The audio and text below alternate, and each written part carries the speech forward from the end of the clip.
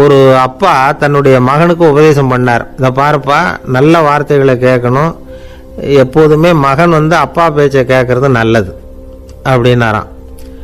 நீ ஏதாவது ஒரு தப்பு பண்ணா என் தலையில ஒரு முடி நரைச்சி வெள்ளையா போடும்பா, நீ செய்யற ஒவ்வொரு தப்புக்கும் என் தலையில ஒவ்வொரு முடி வெள்ளையாயிடும் அப்படின்னாராம்.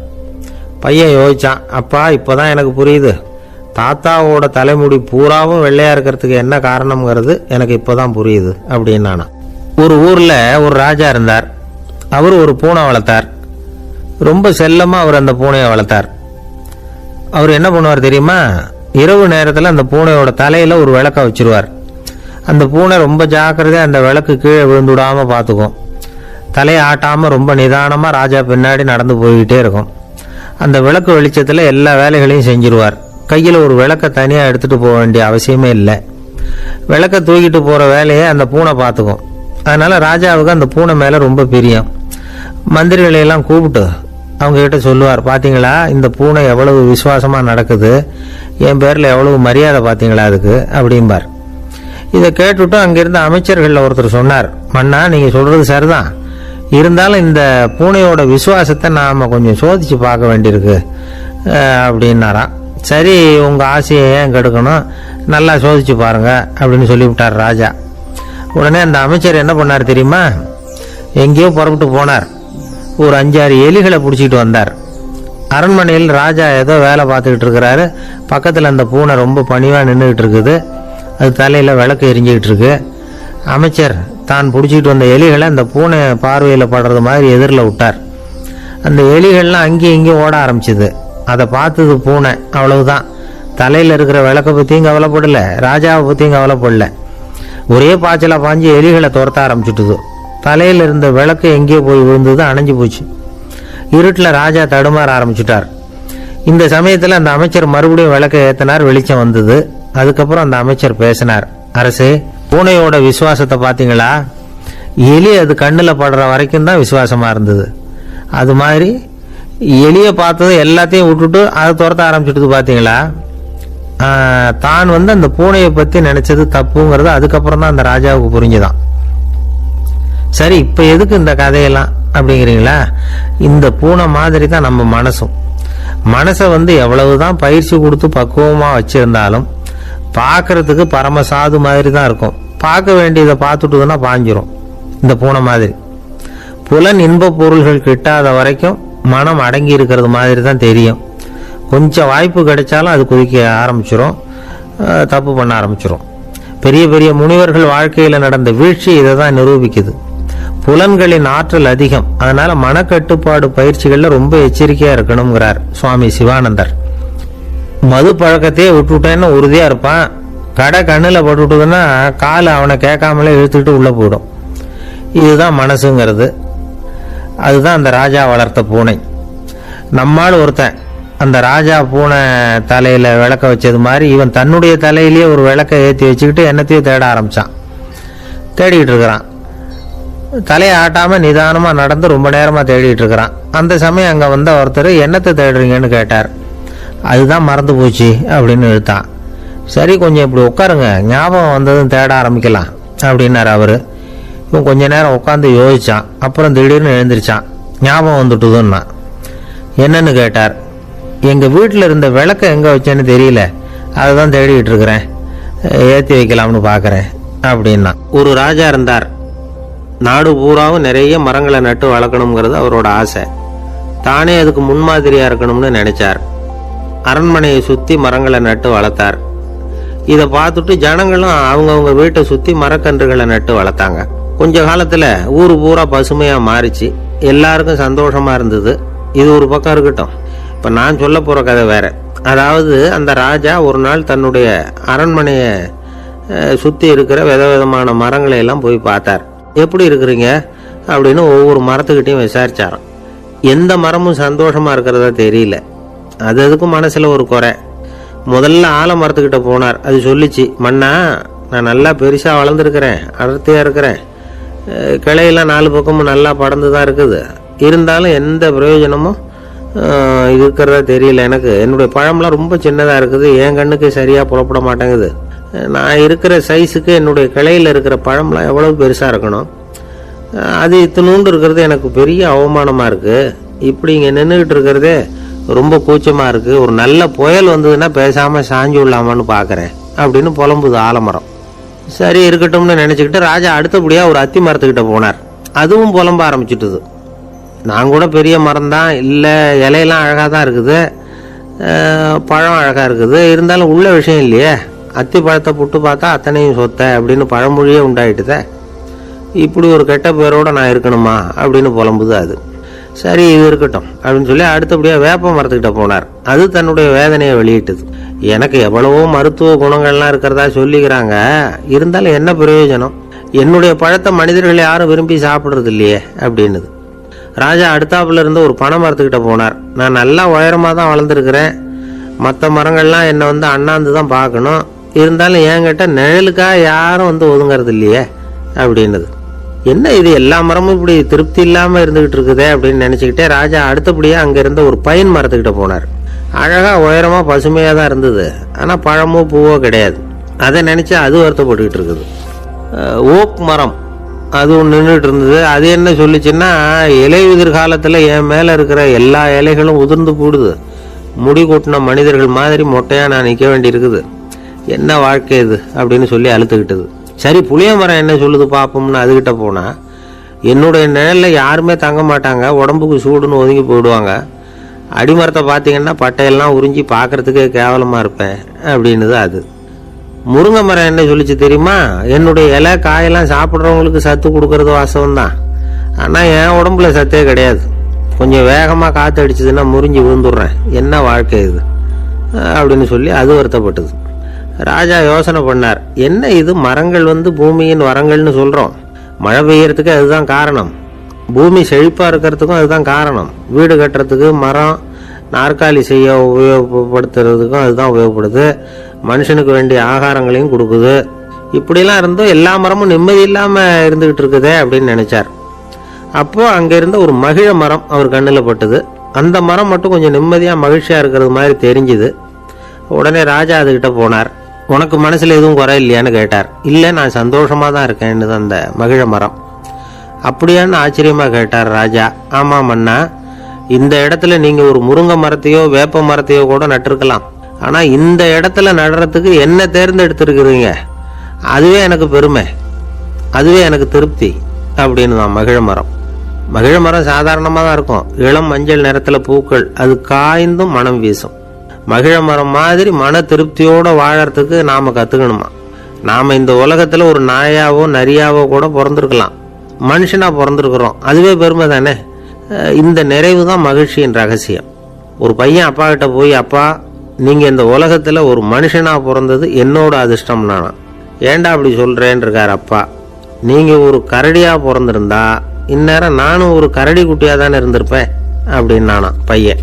இந்த உலகத்தில் நாம் நல்லபடியாக இருக்கணும்னா அதுக்கு முக்கியமாக தேவைப்படுறது ரெண்டு, ஒன்று செல்வம், இன்னொன்று அறிவு.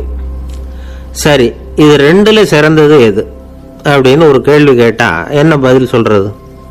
இதே கேள்வியை ஹஸ்ரத் அலி அவர்கள்கிட்ட கேட்டாங்களாம். அவர் ஒரு பெரிய அறிஞர்.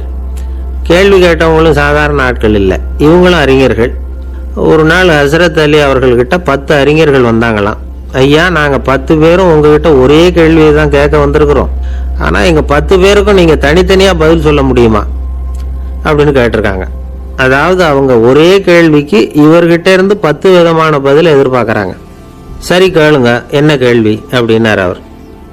அப்போதான் அவங்க கேட்டாங்களாம், செல்வம் அறிவு இது ரெண்டுல சிறந்தது எது, இதுதான் கேள்வி.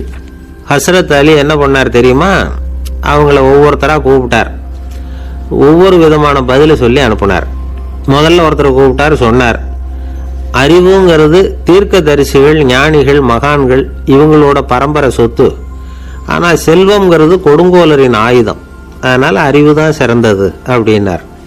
2வது ஆளை கூப்பிட்டார், உங்ககிட்ட செல்வம் இருந்தால் நீங்கள் தான் அதை காப்பாற்றணும், ஆனால் அறிவு உங்களை எப்பவும் காப்பாற்றும், ஆகவே அறிவு தான் சிறந்தது அப்படின்னார். 3வது ஆளை கூப்பிட்டார், செல்வந்தனுக்கு எப்போதும் விரோதிகள் அதிகம், ஆனால் அறிஞனுக்கு நண்பர்கள் அதிகம், அதனால் அறிவு தான் சிறந்ததுன்னார். அடுத்தவரை கூப்பிட்டார், செல்வம் அடுத்தவங்களுக்கு கொடுக்க கொடுக்க குறையும். ஆனால் கல்விங்கிறது அதிகரிச்சுக்கிட்டே வரும், கொடுக்கறதுனால குறையாது. அதனால் அறிவு தான் சிறந்ததுன்னார். இன்னொருத்தரை கூப்பிட்டார். அறிவு உள்ளவன் எப்பவும் அதை அடுத்தவங்களுக்கு வாரி வழங்கிக்கிட்டே இருப்பான். அதனால் அவங்ககிட்ட தாராளத்தன்மை இருக்கும். ஆனால் செல்வந்தன்கிட்ட கஞ்சத்தனம் தான் இருக்கும். அதனால் அறிவு தான் சிறந்ததுன்னார். 6வது நபரை கூப்பிட்டார். செல்வத்தை கள்வர்கள் திருடிட்டு போக முடியும், ஆனால் அறிவை அப்படி திருடிட்டு போக முடியாது அப்படின்னார். 7வது நபரை கூப்பிட்டார். செல்வம் கால ஓட்டத்தில் அழிஞ்சிரும், ஆனால் அறிவை கால ஓட்டம் ஒன்றும் பண்ண முடியாது. ஆகவே அறிவே சிறந்ததுன்னார். 8வது ஆளை கூப்பிட்டு சொன்னார், செல்வத்துக்கு எப்பவும் எல்லை உண்டு, நிறைவு உண்டு, அளவு உண்டு, கணக்கு உண்டு. ஆனால் அறிவுக்கு அப்படிப்பட்ட எல்லை எதுவும் கிடையாது. அதனால் அதுதான் சிறந்ததுன்னார். அடுத்தவனை கூப்பிட்டார். செல்வம் உள்ளத்தில் உள்ள ஒளியை போக்கிவிடும், இருட்டை உண்டாக்கிவிடும், விரிந்த மனப்பான்மையை குறுகலாக்கிவிடும். ஆனால் அறிவு அப்படி இல்லை, இருண்ட உள்ளத்தில் ஒளியை பாய்ச்சி அதை விசாலப்படுத்துது. அதுதான் சிறந்ததுன்னார்.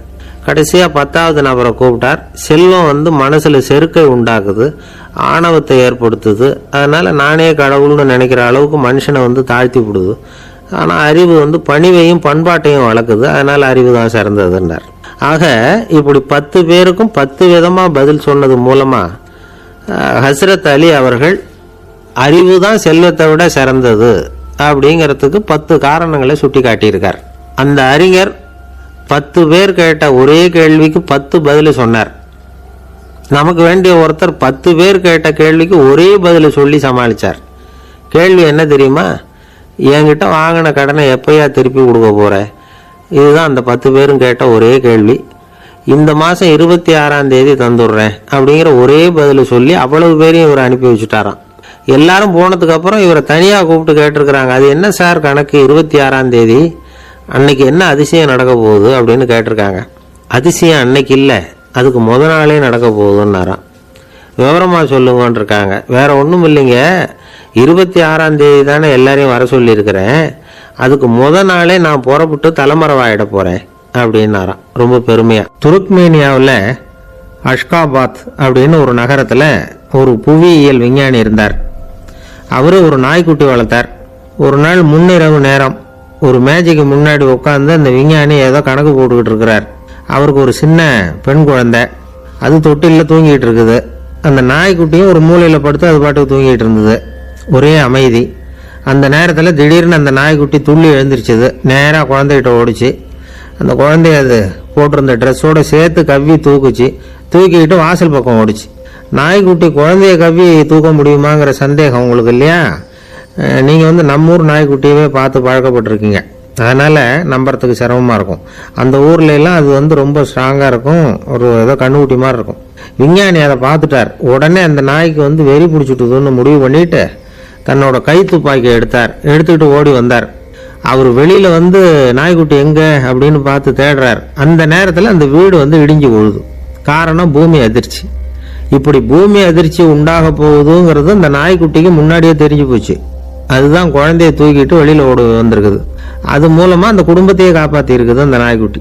இந்த சம்பவம் நடக்கிறதுக்கு 3 நாளைக்கு முன்னாடியே சில பிராணிகளுக்கு இப்படி நடக்க போகுதுங்கிறது தெரிஞ்சிருக்குதான்.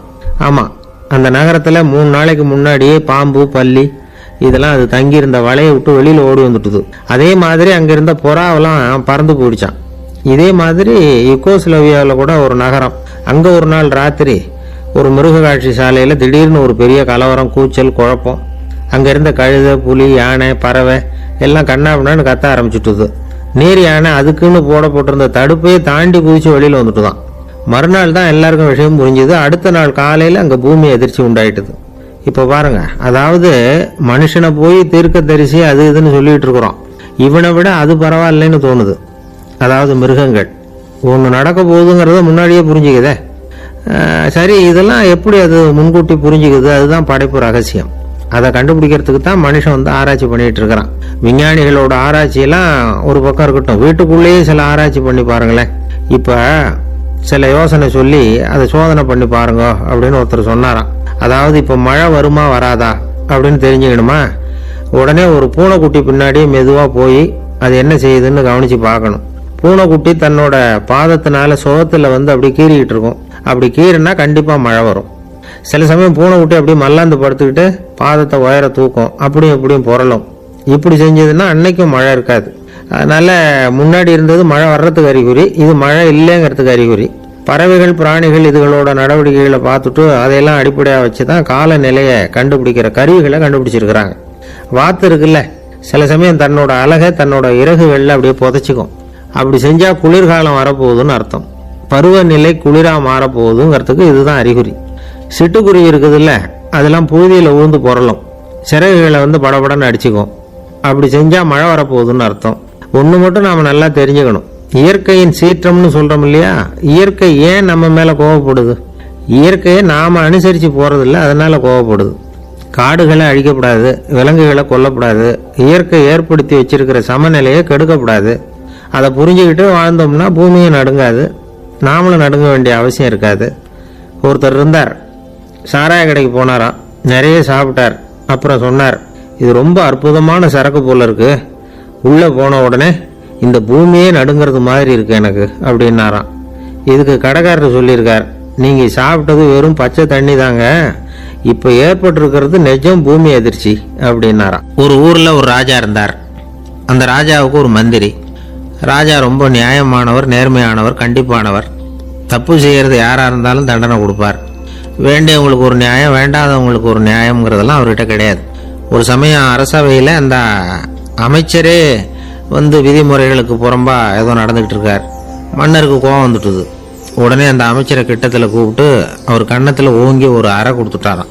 உடனே அந்த அமைச்சர் என்ன பண்ணார் தெரியுமா, நேராக போனார், அங்கே நின்றுக்கிட்டு இருந்த இன்னொருத்தர் கன்னத்தில் ஓங்கி அரைஞ்சார். அறை வாங்கினவர் திகைச்சு போயிட்டார். இவர் ஏன் நம்மளை அரைகிறார் அப்படின்னு யோசனை பண்ணார். மன்னரும் திகைச்சு போயிட்டார். நாம இவரை அரைஞ்சா அதுக்காக இவருக்கும் இன்னொருத்தர் அரையணுமா அப்படின்னு யோசனை பண்ணார். அவர் இவருக்கு என்ன பைத்தியமானு கூட நினைக்க ஆரம்பிச்சுட்டார். ஆனால் என்ன ஆச்சுன்னா, அப்புறம் அமைச்சர் அவர் கவனிச்சுக்கிட்டு இருந்தாரா, அவர் இன்னொருத்தர் அரைஞ்சார் இல்லையா, அந்த அறை வாங்கின ஆசாமியை பார்த்து கத்திக்கிட்டு இருந்தார். யார்? அமைச்சர். ஏப்பா என்கிட்ட அறையை வாங்கிக்கிட்டு இப்படி விவரம் இல்லாமல் நின்றுக்கிட்டு இருக்கிறிய, நான் உனக்கு கொடுத்ததை நீ வேற யாருக்கிட்டையாவது கொடுத்துரு அப்படின்னார். உடனே அந்த ஆள் பார்த்தான், தனக்கு அடுத்தபடியாக நின்றுக்கிட்டு இருந்தவனை ஓங்கி ஒரு அறை அரைஞ்சான். அவன் கண்ணத்தை தடவிட்டே யோசனை பண்ணான். இது ஏதோ புரிஞ்சுக்கிட்ட மாதிரி அடுத்தாப்புல நின்றுக்கிட்டு இருந்தவனை அரைஞ்சான். இப்படி இந்த அறை மாறி மாறி போயிட்டே இருக்குது. ஊரு பூரா பிரயாணம் பண்ண ஆரம்பிச்சுட்டுது. அன்னைக்கு ராத்திரி அந்த ராஜா படுக்கிறதுக்காக போனார். அந்த நேரம் பார்த்து அவர் கன்னத்தில் பலார்னு ஒரு அறை விழுந்தது. நம்மளே அரையிறது யாரு அப்படின்னு அதிர்ச்சியோட மன்னர் திரும்பி பார்க்குறாரு. அரைஞ்சது அவரோட மனைவி. என்னாச்சு உனக்குன்னு கத்துனார் ராஜா.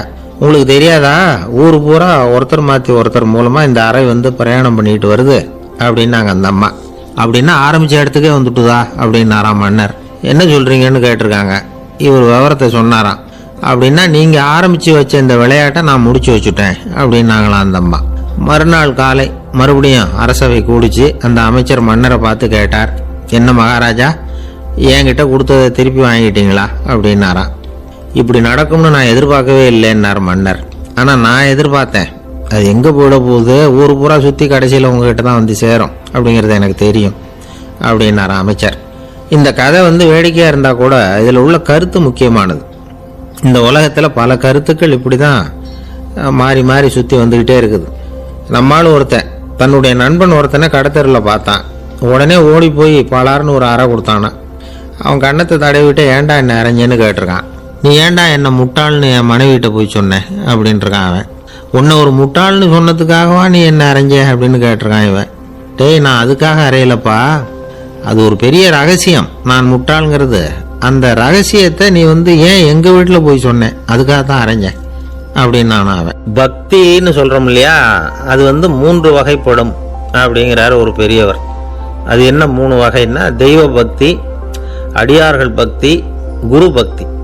அடியார் பக்தியை விட தெய்வ பக்தியை விட குரு பக்தி தான் ரொம்பவும் சிறந்ததுங்கிறார் அவர். தெய்வத்துக்கிட்ட செஞ்ச பாவம் குருநாதர்கிட்ட தீர்ந்துருமா, குருநாதர்கிட்ட செஞ்ச பாவம் தெய்வத்துக்கிட்ட போனாலும் தீராதான். இப்படி பெரியவங்கெல்லாம் சொல்லி வச்சிருக்கிறாங்க. ஒரு காடு, அங்கே அயோத தௌமியர் அப்படின்னு ஒரு தபோதனர், அவர் பல மாணவர்களை ஒன்றா சேர்த்து ஒரு குருகுலம் நடத்திக்கிட்டு இருக்கிறார்.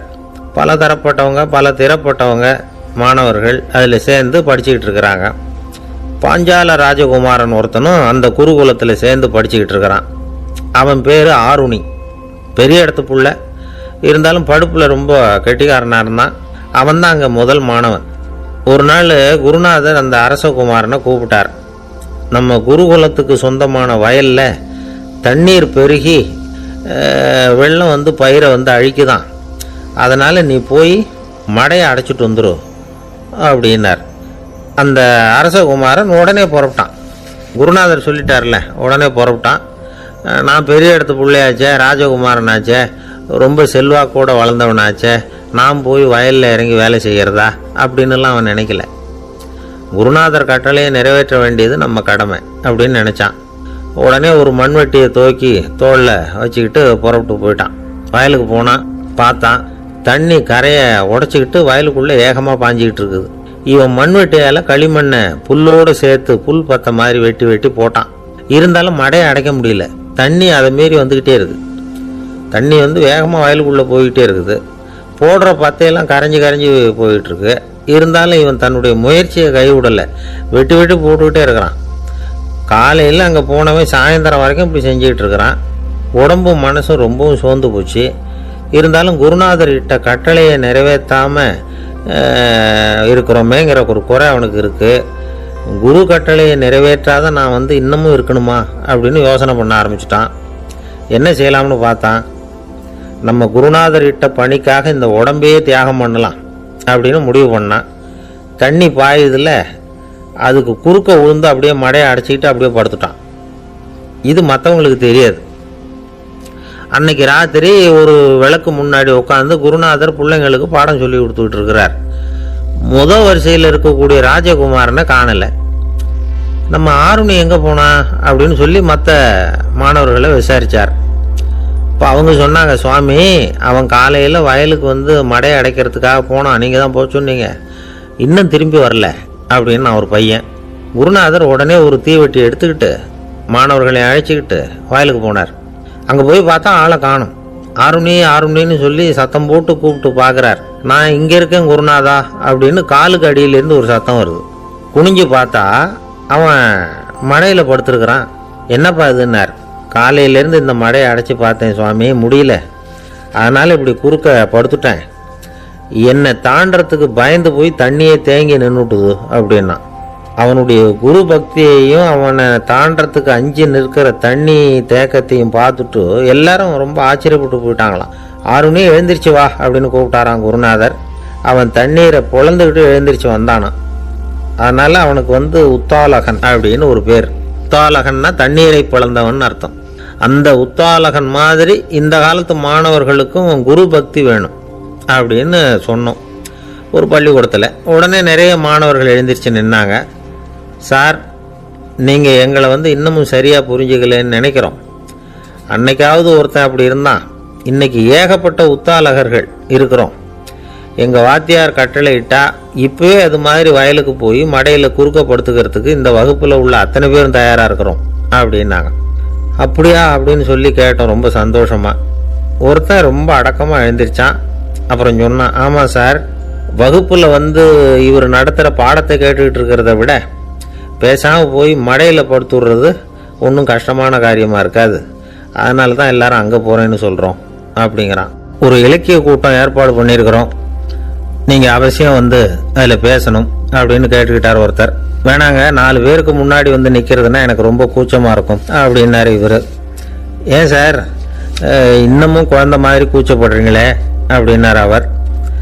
அவர் ஒரு மாதிரியாக சமாளித்து அனுப்பி வச்சுட்டு அதுக்கப்புறம் அதை பற்றி இவர் யோசிச்சு பார்த்துருக்கார்.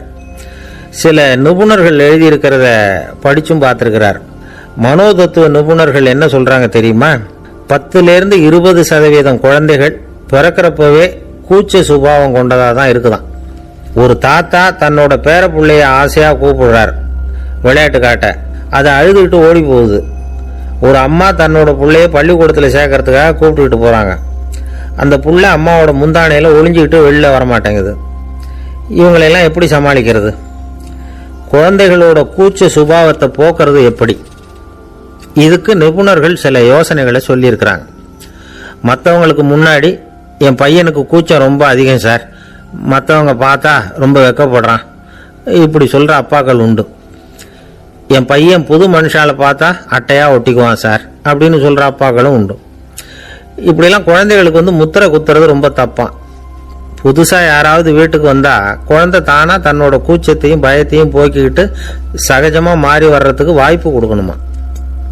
ஒரு கூட்டத்துக்கோ அல்லது சொந்தக்காரங்க கல்யாணத்துக்கோ குழந்தைய அழைச்சிட்டு போகிறீங்க, அங்கே போய் கட்டாயப்படுத்தி குழந்தைய மற்றவங்க கிட்ட பேச சொல்லக்கூடாது. சில சமயம் குழந்தை தானாக தன்னுடைய கூச்ச சுபாவத்தை விட்டு பேசுறதுக்கு முன் வந்தால் அதை பாராட்டணும். குழந்தை கலகலப்பு இல்லாமல் மௌனமாக இருந்ததுன்னா அதையும் கண்டுக்கக்கூடாது. குழந்தை பேச ஆரம்பித்தா அதை ஆர்வத்தோடு கவனிக்க தெரியணும். கலந்து உரையாடுற பழக்கத்தை வீட்டிலேயே ஆரம்பிக்கலாம். கேட்டதுக்கு பதில் சொல் அப்படின்னு நீங்கள் அதிகாரம் பண்ணிகிட்டு இருக்கக்கூடாது. அது குழந்தைக்கு பேசுகிற சந்தர்ப்பத்தை குறைச்சிருமா. இப்போ நாம் அதிகாரம் பண்ணால் கேலி செய்கிற பழக்கம் குழந்தைகளை ரொம்ப பாதிச்சிருமா. பெரியவங்களானதுக்கு அப்புறமும் சில பேர் கூச்சத்தோடவும் பயத்தோடவும் இருக்கிறதுக்கு இதுதான் காரணம். சின்ன வயசில் அவங்கெல்லாம் ஏதாவது கேலிக்கு ஆளாகி இருப்பாங்க. ரெண்டாவது குழந்தை மூத்த குழந்தைய கேலிக்கு ஆளாகிற சந்தர்ப்பங்களை கண்டு கேலி பண்ணினா அது இளம் நெஞ்சங்களை விட்டு நீங்கிறதே இல்லையா. எப்பவும் குழந்தையோட நடை உடை பாவனைகளை பற்றி சொல்லிக்கிட்டே இருக்கக்கூடாதான். அதுவே கூச்ச சுபாவத்தை கொண்டுட்டு வந்துருமா. அப்பா எங்கன்னு யாராவது கேட்டால் இது மாதிரி இன்ன காரியத்துக்காக வெளியில் போயிருக்கார், இத்தனை மணிக்கு திரும்பி வருவார் அப்படின்னு சொல்கிற அளவுக்கு குழந்தைகளை பழக்கப்படுத்தி வைக்கணும். ஃபோன்லேயே யாராவது விசாரித்தா கூட இது மாதிரி பதில் சொல்லு அப்படின்னு சொல்லணும். சின்ன சின்ன மீட்டிங்கில் 4 வார்த்தை பேச தயார் பண்ணலாம். ஒரு கடையிலையோ அல்லது ஹோட்டல்லையோ ஏதாவது விவரம் கேட்கணும்னா உங்கள் குழந்தைய தைரியமாக அனுப்புங்க. குழந்தைகள் பணிவாகவும் பொறுமையாகவும் விவரம் கேட்குறப்போ கூச்ச சுபாவம் தானாக போயிடும். சின்ன வயசுலேயே இப்படிலாம் பழக்கப்படுத்தினாதான் வருங்காலத்தில் தைரியமாக இந்த சமுதாயத்தில் வாழ முடியும். இல்லைன்னா 60 வயசுலேயும் அடுப்பங்கரையை விட்டு வெளில வர்றதுக்கு கூச்சப்பட்டுக்கிட்டு தான் இருக்க வேண்டியிருக்கும். இந்த காலத்து பிள்ளைங்க எவ்வளவோ பரவாயில்ல, எதுக்கும் தயங்குறதில்ல, கூச்சப்படுறதில்ல. ஒரு அம்மா அடுப்பங்கரையிலேருந்து சத்தம் போட்டாங்க, டேய் ராமு, தயவு பண்ணி அந்த டிவியை நிறுத்துறா, அந்த பெண்ணோட குரல் மகா மோசம், அடுப்பங்கரையில் இருக்கிற என்னாலேயே அதை சகிச்சிக்க முடியல அப்படின்னாங்களாம். உடனே பையன் கொஞ்சம் கூட தயங்காமல் பதில் சொல்கிறான், அம்மா இந்த குரல் டிவியிலேருந்து வரல, எழுத்த விட்டு மாமி தான் இங்கே வந்திருக்கிறாங்க, அவங்க தான் இப்போ என்னோட பேசிக்கிட்டு இருக்கிறாங்க அப்படின்னு நானும். ஐயா உங்கள் பேரை தொடர்ந்து தினம் கேட்டுக்கிட்டு இருக்கிறேன் அப்படின்னார் ஒருத்தர்.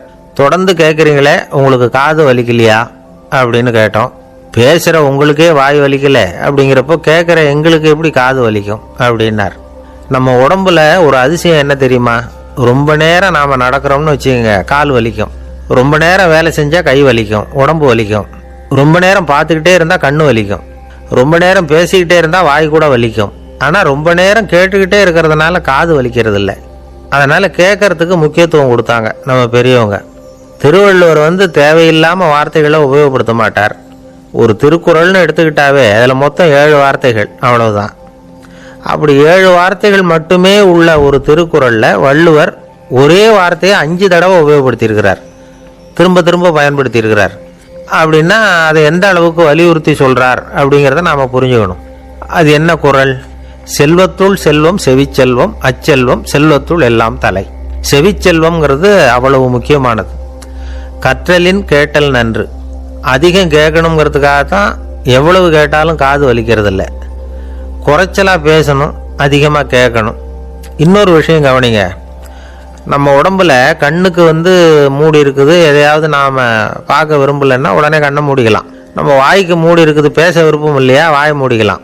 மூக்குக்கு கூட மூடிக்கிற வசதி இருக்குது, எதையாவது முகர விருப்பம் இல்லையா, மூச்சை அடக்கிக்கலாம். ஆனால் பாருங்கள், காதுக்கு மூடி கிடையாது, அதை கையால் தான் மூட முடியும். யார் என்ன சொன்னாலும் அது நல்லதோ கெட்டதோ காதில் விழுந்துக்கிட்டு தான் இருக்கும். அறிவு தான் நல்ல விஷயங்களை எடுத்துக்கிட்டு கெட்ட விஷயங்களை விட்டுடணும். நல்ல கருத்துக்கள் நம்ம காதில் நிறைய விழுந்துக்கிட்டே இருக்கணும். அதை கேட்டு நாம் நல்லபடியாக வாழணுங்கிறது தான் படைப்பின் விருப்பம். ஆன்மீகவாதிகள் கூட ஒன்று சொல்லுவாங்க, அதாவது ஆன்மீக பாதையில் நீங்கள் முன்னேறணும்னா முதல்ல சிரவணம் செய்யணும்பாங்க. அதாவது பெரியவங்க சொல்கிற நல்ல கருத்துக்களை கேட்கணும் அப்படின்னு அதுக்கு அர்த்தம். அதனால் யார் நல்ல கருத்துக்களை சொன்னாலும் அதை காது கொடுத்து கேளுங்க. இவ்வளவு கருத்துக்களையும் நம்ம நேர் ஒருத்தர்கிட்ட சொல்லிகிட்டு இருந்தோம். அவரும் சரி சரின்னு தலையாடிக்கிட்டே இருந்தார். அப்புறம் சொன்னார், நீங்கள் சொல்கிறது சரிதான் சார், காதுக்கு மூடி இல்லைங்கிறது ரொம்ப சரி, அதனால தான் உங்கள் தகவல் கூட நாங்கள் விரும்புகிறோமோ இல்லையோ தினம் காதில் விழுந்துக்கிட்டு இருக்குது அப்படின்னார். எங்களுக்கு ரொம்ப பெருமையாக இருந்தது. அப்படியா அப்படின்னோம். ஆனாலும் என்ன மாதிரி சில பேர் நீங்கள் தகவல் சொல்கிற சமயத்தில் காதில் மூடி இல்லையேன்னு சொல்லி கவலைப்படுறதில்ல சார் அப்படின்னார். ஏன்னு கேட்டோம். காதை மூடுறதுக்கு தானே வசதி இல்லை, ரேடியோவை மூடுறதுக்கு வசதி இருக்குதுல்ல, அதனால் டக்குன்னு அதை மூடி வச்சுருவோம் அப்படின்னார்.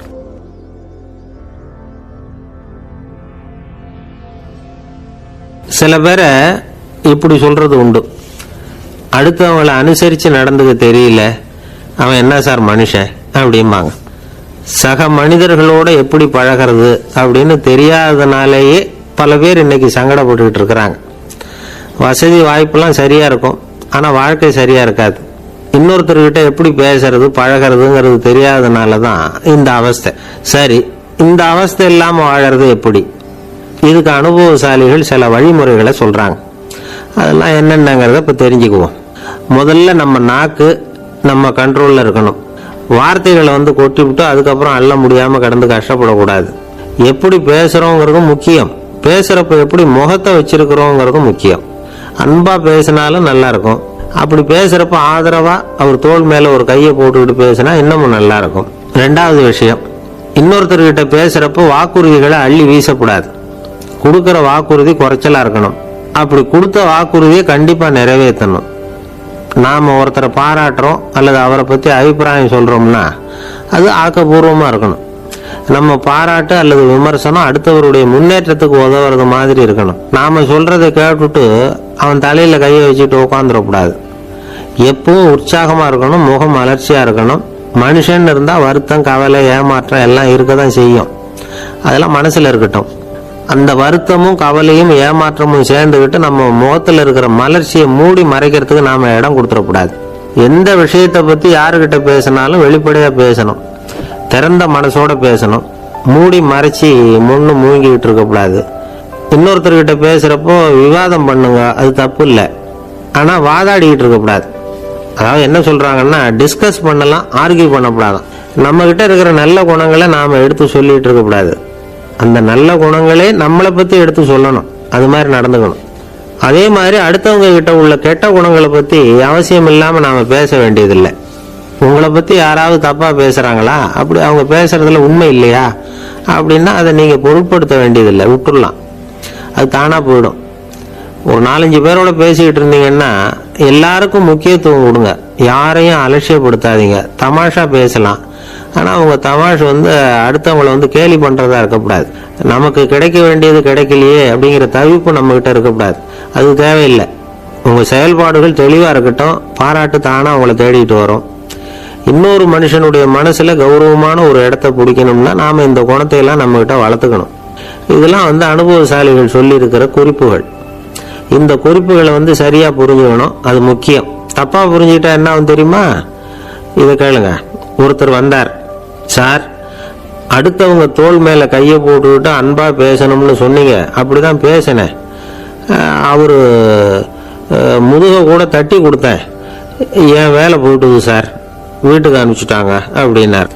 யாருக்கிட்ட அப்படி பேசுனீங்கன்னு கேட்டோம். என் முதலாளிகிட்ட சார் அப்படிங்கிறார் ரொம்ப சோகமாக. இந்த உலகமே ஒரு நாடக மேடை, நாம் எல்லாரும் நடிகர்கள். இது ஞானிகள் சொல்கிறது. இது ஒரு பக்கம் இருக்கட்டும். இந்த உலகத்துக்குள்ள எத்தனையோ நாடக மேடைகள், எத்தனையோ நடிகர்கள், எத்தனையோ நாடகங்கள், இதெல்லாம் எப்படி ஆரம்பமாச்சு? அதுதான் இன்னைக்கு தகவல். அதாவது ஆதி மனிதன் பேச ஆரம்பிக்கிறதுக்கு முன்னாடி சைகையாலேயே எல்லாத்தையும் சொல்லிட்டு இருந்தான். அதனால அப்பவே நடிப்பு ஆரம்பமாயிட்டுது. முதல்ல ஒரு வேட்டையத்தான் அவன் நடிச்சு காட்டியிருப்பான். இவன் எப்படி போனான், எதிரில் மிருகம் எப்படி வந்தது, அதோட எப்படி சண்டை போட்டான், எப்படி அடிச்சு கொண்டுகிட்டு வந்தான், இதை அப்படியே மற்றவங்களுக்கு நடிச்சு காட்டியிருப்பான். ஏன்னா மொழி கிடையாது. இந்த காலத்துல எல்லாம் நாடகங்களில் நடிக்கிறவங்கள நடிகர்கள்ங்கிறோம். ஒரு காலத்தில் இவங்களுக்கு என்ன பேர் தெரியுமா? திஸ்பியர்கள் அப்படின்னு பேரான்.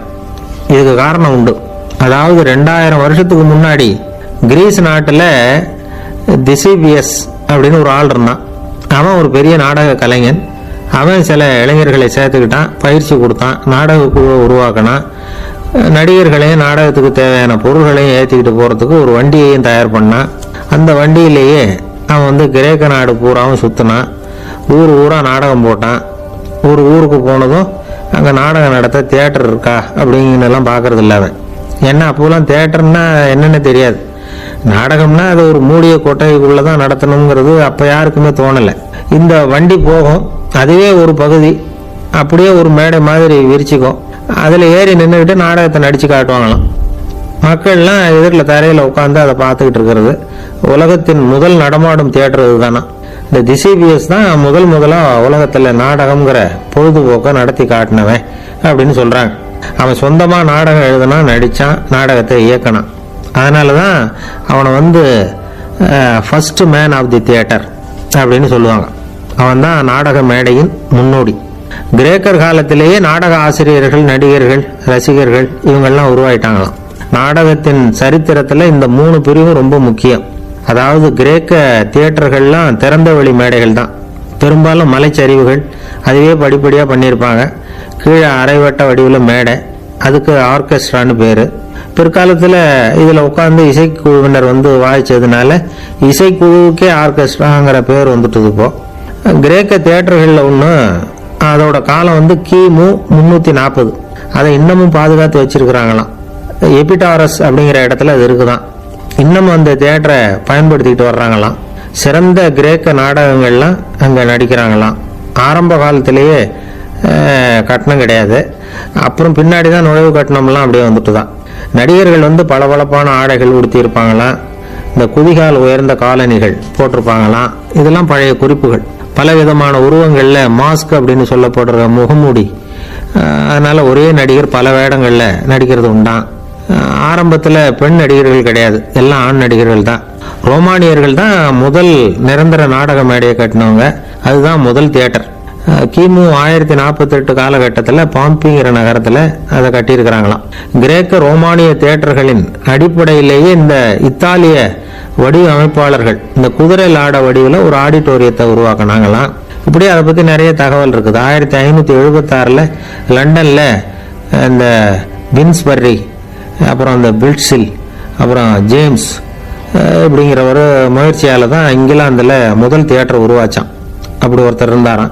உலக நாடக மேடையின் வரலாறு இதுதான். அதாவது இப்பெல்லாம் அறிவியல் வளர்ச்சி அதிகமாயிட்டுது. திரைப்படம், தொலைக்காட்சி எல்லாம் வந்தாச்சு. ஒவ்வொரு வீடுமே ஒரு குட்டி தியேட்டர் மாதிரி ஆயிட்டுது. தொலைக்காட்சி முன்னாடி உட்காந்து எழுந்திருக்கவே மனசு வர்றதில்லை. ஒரு அம்மா ஒரு மனோதத்துவ டாக்டரை தேடிட்டு வந்தாங்களாம் இந்த காலத்தில். டாக்டர், எங்கள் வீட்டுக்காரர் எப்போ பார்த்தாலும் டிவி முன்னாடி உட்காந்துக்கிட்டு அதையே வெறிச்சு பார்த்துக்கிட்டு இருக்கிறார், உத்து பார்த்துக்கிட்டு இருக்கார், எனக்கு சந்தேகமாக இருக்குன்னாங்களாம். இது மனக்கோளாறு இல்லைங்க, ஆர்வ கோளாறு, அவ்வளவுதான், இதுக்காக பயப்படாதீங்கன்னாராம் டாக்டர். அப்படி இல்லை டாக்டர், டிவி ஓடும்பொழுது நாம் எல்லாம் அதை பார்க்குறோம் சரி, ஆனால் அவர் அப்படி இல்லை, டிவியை நிறுத்தினதுக்கு அப்புறமும் அதையே உத்து பார்த்துட்டு உட்காந்துருக்கிறார், அதனால தான் சந்தேகப்பட்டு உங்ககிட்ட வந்தேன் அப்படின்னாங்களாம். ஒரு சின்ன பையன் வந்தான். அவனை பார்த்து ஒரு கேள்வி கேட்டோம். ஏன்ப்பா உங்கள் வீட்டில் அம்மா புத்திசாலியா அப்பா புத்திசாலியா அப்படின்னு. அவன் அலட்சியமாக நம்மளை பார்த்து சிரிக்கிறான். என்ன சார் இது, இந்த காலத்தில் இது கூட தெரியாமல் இருக்கிறீங்களே அப்படிங்கிறான். ஒரு சின்ன பையன் நம்மளை பார்த்து இப்படி கேட்டு விட்டானே அப்படின்னு நினைக்கிறப்போ நமக்கு ஒரு மாதிரி ஆகிடும்.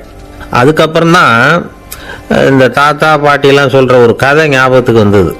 அது என்ன கதை தெரியுமா? ஒரு ஊரில் ஒரு அம்மாவும் பிள்ளையும் இருந்தாங்களாம். அந்த மகனுக்கு திடீர்னு தேசாந்திரம் போய் வரணும்னு ஆசை வந்துட்டுது. ஊர் ஊராக போய் சுற்றி பார்க்கணுங்கிற ஆசை. அந்த அம்மாவுக்கு இது பிடிக்கல. மகனை புரிஞ்சிருக்கிறதுக்கு அவங்க மனசு இடம் கொடுக்கல. வேணாப்பான்னு சொல்லி பார்த்தாங்க, அவன் கேட்கல. திடீர்னு புறப்படவும் செஞ்சுட்டான். சரி, இனிமேல் அவனை தடுக்க முடியாதுன்னு முடிவு பண்ணிட்டாங்க அந்த அம்மா. இருந்தாலும் புத்திசாலித்தனமாக ஒரு யோசனை பண்ணாங்க. மகனை கிட்டத்தில் கூப்பிட்டாங்க. அவங்ககிட்ட சொன்னாங்க, இதை பாருப்பா, நீ தேசாந்திரம் போகிறதுன்னு தீர்மானம் பண்ணிவிட்ட, அதை நான் தடுக்கலை, போயிட்டு வந்துடு. ஆனால் போகிறதுக்கு முன்னாடி எனக்கு ஒரு வாக்குறுதி கொடுத்துட்டு போ அப்படின்னாங்க. போகிறப்போ ராத்திரியாக இருந்தாலும் பகலாக இருந்தாலும் சரி, புளிய மரத்து நிழலில் தான் தங்கணும். திரும்பி வர்றப்போ இரவும் பகலும் நீ வேப்ப மரத்து நிழல்லே தங்கணும் அப்படின்னாங்க. சரி, அப்படியே செய்கிறேன்னு சொல்லி வாக்குறுதி கொடுத்தான் பையன். புறப்பட்டு போனான். போகிற வழியில் புளிய மரத்து நிழல்லே தங்கினான், தூங்கினான். அப்படி போய்கிட்டே இருந்தான். 7வது நாள் அவன் உடம்பு சுகம் இல்லாமல் போயிட்டுது. ரொம்பவும் பலவீனமாயிட்டான். இனிமேல் நடக்க முடியாதுங்கிற நிலைமை வந்துட்டுது. யோசிச்சு பார்த்தான். சரி, இதுக்கு மேலே போக வேண்டாம் அப்படின்னு முடிவு பண்ணிட்டு திரும்பி வர ஆரம்பிச்சுட்டான். திரும்பி வர்றப்போ வழியில் வேப்ப மரத்து நிழலையே தங்கி தங்கி வந்தான். நாளுக்கு நாள் உடம்பு சரியாக வந்துட்டுது. 7வது நாள் வீட்டுக்கு வந்து சேர்றான். உடம்பு பழையபடியே கலகலப்பாயிட்டுது. பூரண சுகம். தேசாந்திரம் போன பையன் திரும்பி வந்துட்டானே அப்படின்னு அந்த அம்மா ஆச்சரியப்படலை. ஏன்னா அவங்களுக்கு தெரியும் இப்படி ஆகும்னு. பையன் சீக்கிரமாக திரும்பி வரணுங்கிறதுக்காகத்தான் அவங்க அந்த யோசனையை சொன்னாங்க. என்ன விஷயங்கிறதையும் அவங்களே சொன்னாங்க. மகனே, புளிய மரத்து நிழல் உடம்புக்கு உஷ்ணத்தை கொடுக்கும், சீக்கம் உண்டாக்கும். அதனால் நீ தொடர்ந்து புளிய மரத்து நிழலில் தங்கினாவே நோய்க்கு ஆளாயிட்ட. அதனால் பயணத்தை முடிச்சுக்கிட்டு திரும்பி வரணுங்கிற முடிவுக்கு வந்துட்ட. திரும்பி வர்றப்போ நீ தங்கினது வேப்ப மரத்து நிழல். அது உடம்புக்கு குளிர்ச்சியை தரக்கூடியது, நோயை தீர்க்கக்கூடியது. அதனால் சுகமாக வீட்டுக்கு சேர்ந்துட்ட. உன்னோட தேசாந்திர பயணத்தை தடுக்கிறதுக்காக தான் இப்படி பண்ணினேன் அப்படின்னாங்களாம் அந்த அம்மா. பார்த்தீங்களா அம்மாவோட புத்திசாலித்தனத்தை? அப்பாவாக இருந்தால் இப்படியா பண்ணுவார்? ஒரு அப்பா பையன்கிட்ட 10 ரூபா கொடுத்து இதை எடுத்துக்கிட்டு அடுத்த ஊருக்கு போய் அங்கே இருக்கிற மாமா கிட்ட இதை கொடுத்துட்டு வாடா, வழியில் எங்கேயாவது மரத்தடியில் படுத்து தூங்கி விடாதே அப்படின்னு எச்சரிக்கை பண்ணி அனுப்புனாராம். பையனுக்கு எச்சரிக்கையாக வாழறது எப்படிங்கிறத கற்றுக் கொடுக்கறதுக்காக இப்படி பண்ணார். அவன் பணத்தை வாங்கிட்டு போனான். அப்பா சொன்னதை மறந்துட்டு ஒரு மரத்தடியில் படுத்து தூங்கிட்டான். அவனுக்கு தெரியாமல் அவன் பின்னாடியே போன அப்பா அவன் கையில் இருந்த அந்த 10 ரூபாயை நைஸாக எடுத்துகிட்டு வந்துட்டார். அவன் பையில் தானே வச்சிருந்தான், அது தெரியாமல் எடுத்துகிட்டு வந்துட்டார். அவன் தூங்கிக்கிட்டு இருக்கான். எடுத்துகிட்டு ஒரு மறுபடியும் வீட்டுக்கு வந்துட்டார். பையன் மூழ்கிக்கிட்டு பையை தடவி பார்க்குறான், பணத்தை காணும். அழுதுகிட்டே திரும்பி வந்தான். அப்பா கிட்ட விஷயத்த சொன்னான். அப்பா சிரிச்சுக்கிட்டே சொன்னார், அதுக்கு தான்ப்பா ஆரம்பத்திலேயே எச்சரிக்கை பண்ணினேன், இனிமேலாவது நீ ஜாக்கிரதையாக இருக்கணும் அப்படிங்கிறதுக்காக தான் இப்படி பண்ணினேன். அந்த பணம் எங்கேயும் போயிடல, நான் தான் அதை உனக்கு தெரியாமல் எடுத்து வச்சிருக்கிறேன். இதோ பாரு அப்படின்னு சொல்லிட்டு சைடு பாக்கெட்டில் கையை விட்டா அது ஓட்டையாக இருக்குது. அதை எவனோ ஏற்கனவே கத்திரிச்சு எடுத்துகிட்டு போயிட்டான். இப்போ அப்பா முகத்தில் அசடு வழிஞ்சுதான். ஒரு அரசனும் அமைச்சரும் ஒரு நாள் ரொம்ப சாவகாசமாக பேசிக்கிட்டு இருந்தாங்களாம். அரசன் அமைச்சரை பார்த்து ஒரு கேள்வி கேட்டிருக்கார். ஏங்க அமைச்சரே, ஆசை இல்லாத ஒரு மனுஷனால இருக்க முடியுமா அப்படின்னு. ஏன் முடியாது, துறவி அப்படிங்கிறவங்கெல்லாம் அப்படிப்பட்டவங்க தானே அப்படின்னாராம் அமைச்சர். அவங்கெல்லாம் உண்மையிலேயே ஆசையை விட்டவங்க தானே அப்படின்னு கேட்டாராம் ராஜா. அப்படிதான் இருக்கணும் அப்படின்னாராம் அமைச்சர். அப்படின்னா ஆசையே இல்லாத ஒரு உண்மையான துறவியை நான் பார்க்கணுமேன்னார். அது என்ன பிரமாதம், அதுக்கு நான் ஏற்பாடு பண்ணுறேன் அப்படின்னுட்டார் இவர்.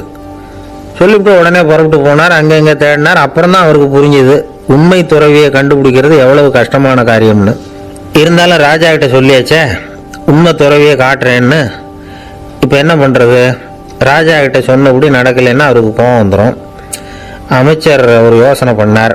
அவருக்கு ஒரு வழி தெரிஞ்சுது. அதுதான் சரின்னு முடிவு பண்ணார். அதாவது அந்த ஊரில் அவருக்கு தெரிஞ்ச நாடக நடிகர் ஒருத்தர் இருக்கிறார், நல்லா நடிப்பார். அவரை போய் பார்த்தார். இதை பாருப்பா, எனக்காக நீ ஒரு காரியம் செய்யணும்னார். என்னன்னு கேட்டார் அவர். நீ ஒரு துறவி மாதிரி கொஞ்ச நேரத்துக்கு நடிக்கணும். ராஜா உன்னை பார்த்துட்டு போகிற வரைக்கும் நடி, அது போதும். அதுக்காக உனக்கு 10,000 ரூபா தரேன் அப்படின்னார். அவர் எந்த காலத்தில் இவ்வளவு பணத்தை மொத்தமாக பார்த்துருக்கார். அதனால் உடனே சரின்னு ஒத்துக்கிட்டார். அமைச்சர் அரண்மனைக்கு திரும்பி வந்தார். என்ன அமைச்சரே, இன்னுமா ஒரு உண்மையான துறவி கிடைக்கலன்னார். உண்மையான துறவி ஒருத்தரை இப்போ தான் கொஞ்ச நேரத்துக்கு முன்னாடி பார்த்து பேசிவிட்டு வர்றேன். அவர் நம்ம ஊருக்கு வெளியில் குளத்தங்கரையில் உள்ள ஒரு ஆலமரத்துக்கு அடியில் உட்காந்துருக்கிறார் அப்படின்னார் இவர். அப்படின்னா உடனே புறப்படுங்க அப்படின்னார் ராஜா. பரிவாரங்களோடு புறப்பட்டார். அங்கே அந்த மரத்தடியில் அந்த ஆள் வேஷம் போட்டுக்கிட்டு துறவி மாதிரி உட்காந்துருக்கிறான். ராஜா நேராக போனார். அந்த துறவி காலில் பொத்துன்னு விழுந்து வணங்கினார். உடனே ராணியும் அவர் காலில் விழுந்தாங்க. அடுத்தபடியாக அமைச்சர் விழுந்தார். அவருக்கு தெரியும் இது நம்ம ஆள் தான்னு. இருந்தாலும் என்ன பண்ணுறது, நேரம். அப்புறம் பரிவாரங்கள்லாம் துறவி காலில் விழுந்து ஆசீர்வாதம் வாங்கிட்டாங்க. ராஜா அப்புறமா தங்கத்தட்டில் பொண்ணையும் பொருளையும் வச்சு அந்த துறவிகிட்ட ரொம்ப பணிவாக நீட்டுறார். தாங்கள் தயவு பண்ணி இதை ஏற்றுக்கணும் அப்படின்னு வேண்டிக்கிட்டார். அந்த துறவி பற்றில்லாமல் அதை பார்த்தார். எல்லாத்தையும் திறந்துவிட்ட எனக்கு இதெல்லாம் எதுக்காக அப்படின்னு சொல்லி அதை மறுத்துட்டாராம். ஆஹா, உண்மையான துறவியை பார்த்துட்டோம் அப்படிங்கிற ஆனந்தம் அரசருக்கு. ரொம்ப நிம்மதியாக திருப்தியாக திரும்பி வந்தார் அரண்மனைக்கு. அதுக்கப்புறம் அமைச்சர் யாருக்கும் தெரியாமல் அந்த துறவிகிட்ட ஓடினார். சொன்ன பிரகாரம் பணத்தை நீட்டினார். இந்தாப்பா, நான் உங்ககிட்ட சொன்னபடி 10,000 ரூபா பணம் எடுத்துக்கோ அப்படின்னார். அந்த ஆள் ராஜா கிட்ட சொன்னது மாதிரியே எல்லாத்தையும் திறந்துட்ட எனக்கு இதெல்லாம் எதுக்காக வேணாம் அப்படின்னு விட்டாரான். நடித்த வரைக்கும் போதும்ப்பா, இனிமேல் இந்த நாடக வசனம்லாம் வேணாம், வேஷத்தை கலைச்சிடும், பணத்தை வாங்கிக்கோன்னார். இல்லைங்க, இது வேஷம் இல்லை, இது வசனமும் இல்லை, இது உண்மை. கொஞ்ச நேரம் துறவி மாதிரி நடித்ததுக்கே இந்த தேசத்து ராஜா ராணி அமைச்சர் பரிவாரங்கள் எல்லாம் என் காலில் விழுந்து வணங்குறாங்க. அப்படின்னா உண்மையான துறவியாக இருக்கிறது எவ்வளவு பெருமையான விஷயம். நான் உண்மையான துறவியாக ஆக போகிறேன், அப்படி முடிவும் பண்ணிட்டேன் அப்படின்னார் அந்த நடிகர். வேஷம் கூட எப்படிப்பட்ட விளைவுகளை உண்டு பண்ணுது பார்த்தீங்களா. நம்மால் ஒருத்தன் ரொம்ப வசதியாக தான் இருந்தான், ஒரு நாள் அவன் சொத்து பூரா திருட்டு போட்டுது. அதுக்கப்புறம் இவன் துறவி மாதிரி ஆயிட்டான், ஊர் ஊராக சுற்றினான், ஒரு குருநாதரை தேடி கண்டுபிடிச்சான், அவர்கிட்ட சீடனாக சேர்ந்துக்கிட்டான். அவனை பார்த்து ஒருத்தர் கேட்டார், நீ உண்மையான சீடன் தானான்னு. இல்லைங்க, சீடன் மாதிரி நடிச்சுக்கிட்டு இருக்கிறேன் அப்படின்னா. அது குரு துரோகம் இல்லையா அப்படின்னு கேட்டார் அவர். இல்லைங்க, நான் பண்ணது குரு துரோகம் இல்லை, என் குரு பண்ணது தான் துரோகம். என்னுடைய பணத்தை கொள்ளையடிச்சது இவர் தான், அதை எங்கே வச்சிருக்காருன்னு கண்டுபிடிக்கிறதுக்காக தான் இவர்கிட்ட வந்து சீடனாக சேர்ந்துருக்கிறேன் அப்படின்னா. ஒரு ஆள் இருந்தான், நிறைய பணம் சம்பாதிச்சான், ஆனால் செலவு பண்ண மனசு வரல, கருமி. அவன் என்ன பண்ணா, சேர்த்த பணம் பூராவையும் ஒரு மரத்தடியில் புதைச்சி வச்சுருந்தான். வாரத்துக்கு ஒரு தடவை அந்த மரத்தடிக்கு வருவான், புதைச்ச இடத்த ஆவலோடு பார்த்துக்கிட்டு இருப்பான், அதுக்கப்புறம் போயிடுவான், அவ்வளவுதான். ஒரு நாள் ஒரு திருடன் வந்தான், இவன் புதைச்சி வச்சுருந்ததெல்லாம் எடுத்துகிட்டு போட்டான். இது தெரிஞ்சு போச்சு. அந்த கருமி புலம்ப ஆரம்பிச்சிட்டான். இவன் புலம்பலை கேட்டதும் அக்கம் பக்கத்தில் இருந்தவங்கெல்லாம் ஓடி வந்தாங்க. என்ன விஷயம்னு விசாரித்தாங்க. இவன் சொன்னான். ஒரு பெரியவர் கேட்டார், ஏப்பா வாரம் வந்து இந்த இடத்த பார்க்குறதாக சொன்னியே, எப்போவாவது இதில் இருக்கிற பணத்தை எடுத்து செலவு பண்ணியிருக்கியா அப்படின்னு கேட்டார். நான் அப்பப்போ வந்து அதை பார்க்கறது தான் வழக்கம், அதை தொட்டதே இல்லைன்னு அவன். சரி, அப்படின்னா இப்போவும் நீ அதே மாதிரி வாரம் ஒரு தடவை வந்து இந்த இடத்த பார்த்துட்டு போகலாமே அப்படின்னாராம் அந்த பெரியவர். அதுவும் சரிதானே, எவ்வளவு காலமானாலும் அவன் அந்த பணத்தை எடுத்து செலவு பண்ண போகிறதில்ல. அப்படி இருக்கிறப்ப உள்ளே பணம் இருந்தாலும் ஒன்று தான், இல்லாமல் போனாலும் ஒன்று தான்.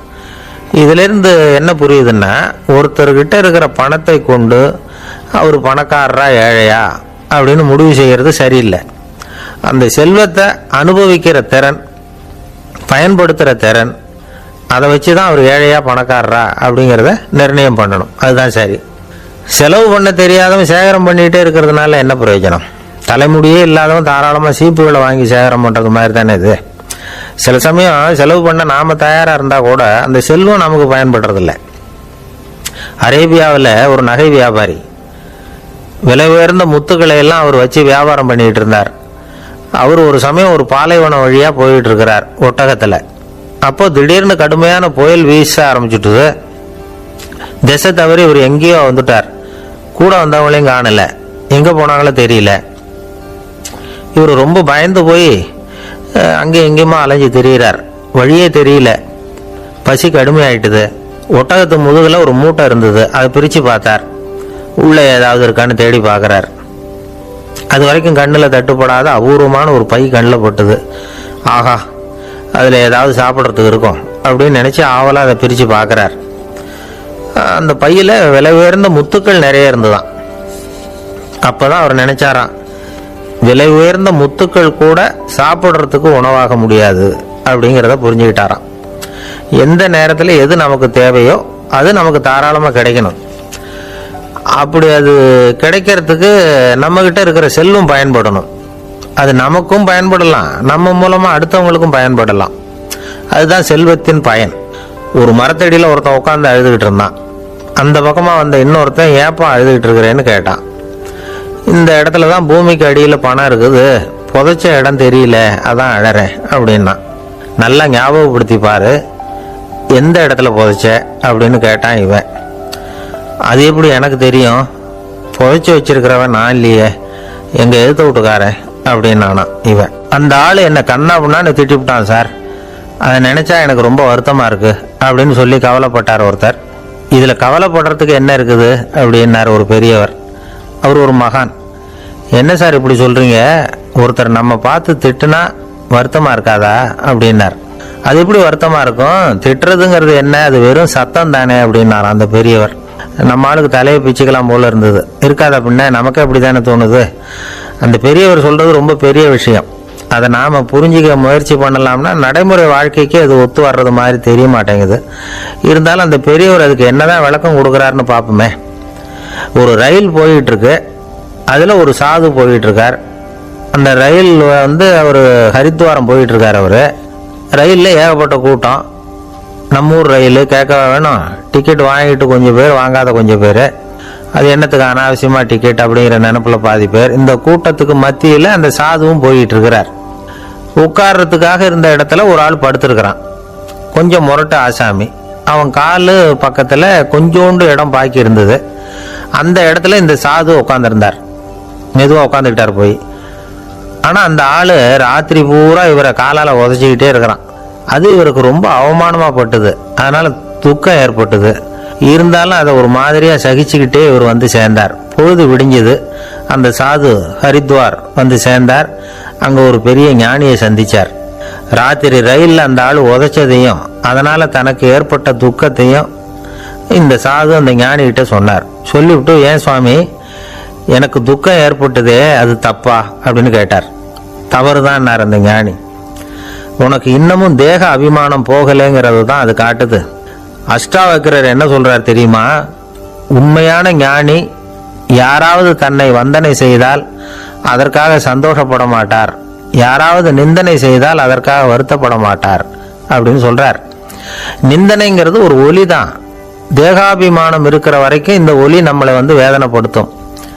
நான் தேகம் இல்லை, ஆத்மா அப்படிங்கிற நினைவு இருந்தா இந்த ஒலி நம்மளை பாதிக்காது. மனு என்ன சொல்றார் தெரியுமா? ஒரு சாதகன் பாராட்டுதலை விஷம்னு நினைச்சு பயப்படணும், அவமானத்தை அமிர்தம்னு நினைச்சு சந்தோஷப்படணுங்கிறார். அவமானப்பட்டா கவலைப்படாம எப்படி இருக்க முடியும் அப்படின்னு தான் நமக்கு தோணும். அதனாலதான் நம்மள யாரும் இதுக்கு உதாரணமா யாரையும் காட்ட முடியல. புத்தரையும் கபீரையும் உதாரணமா காட்டுறாங்க.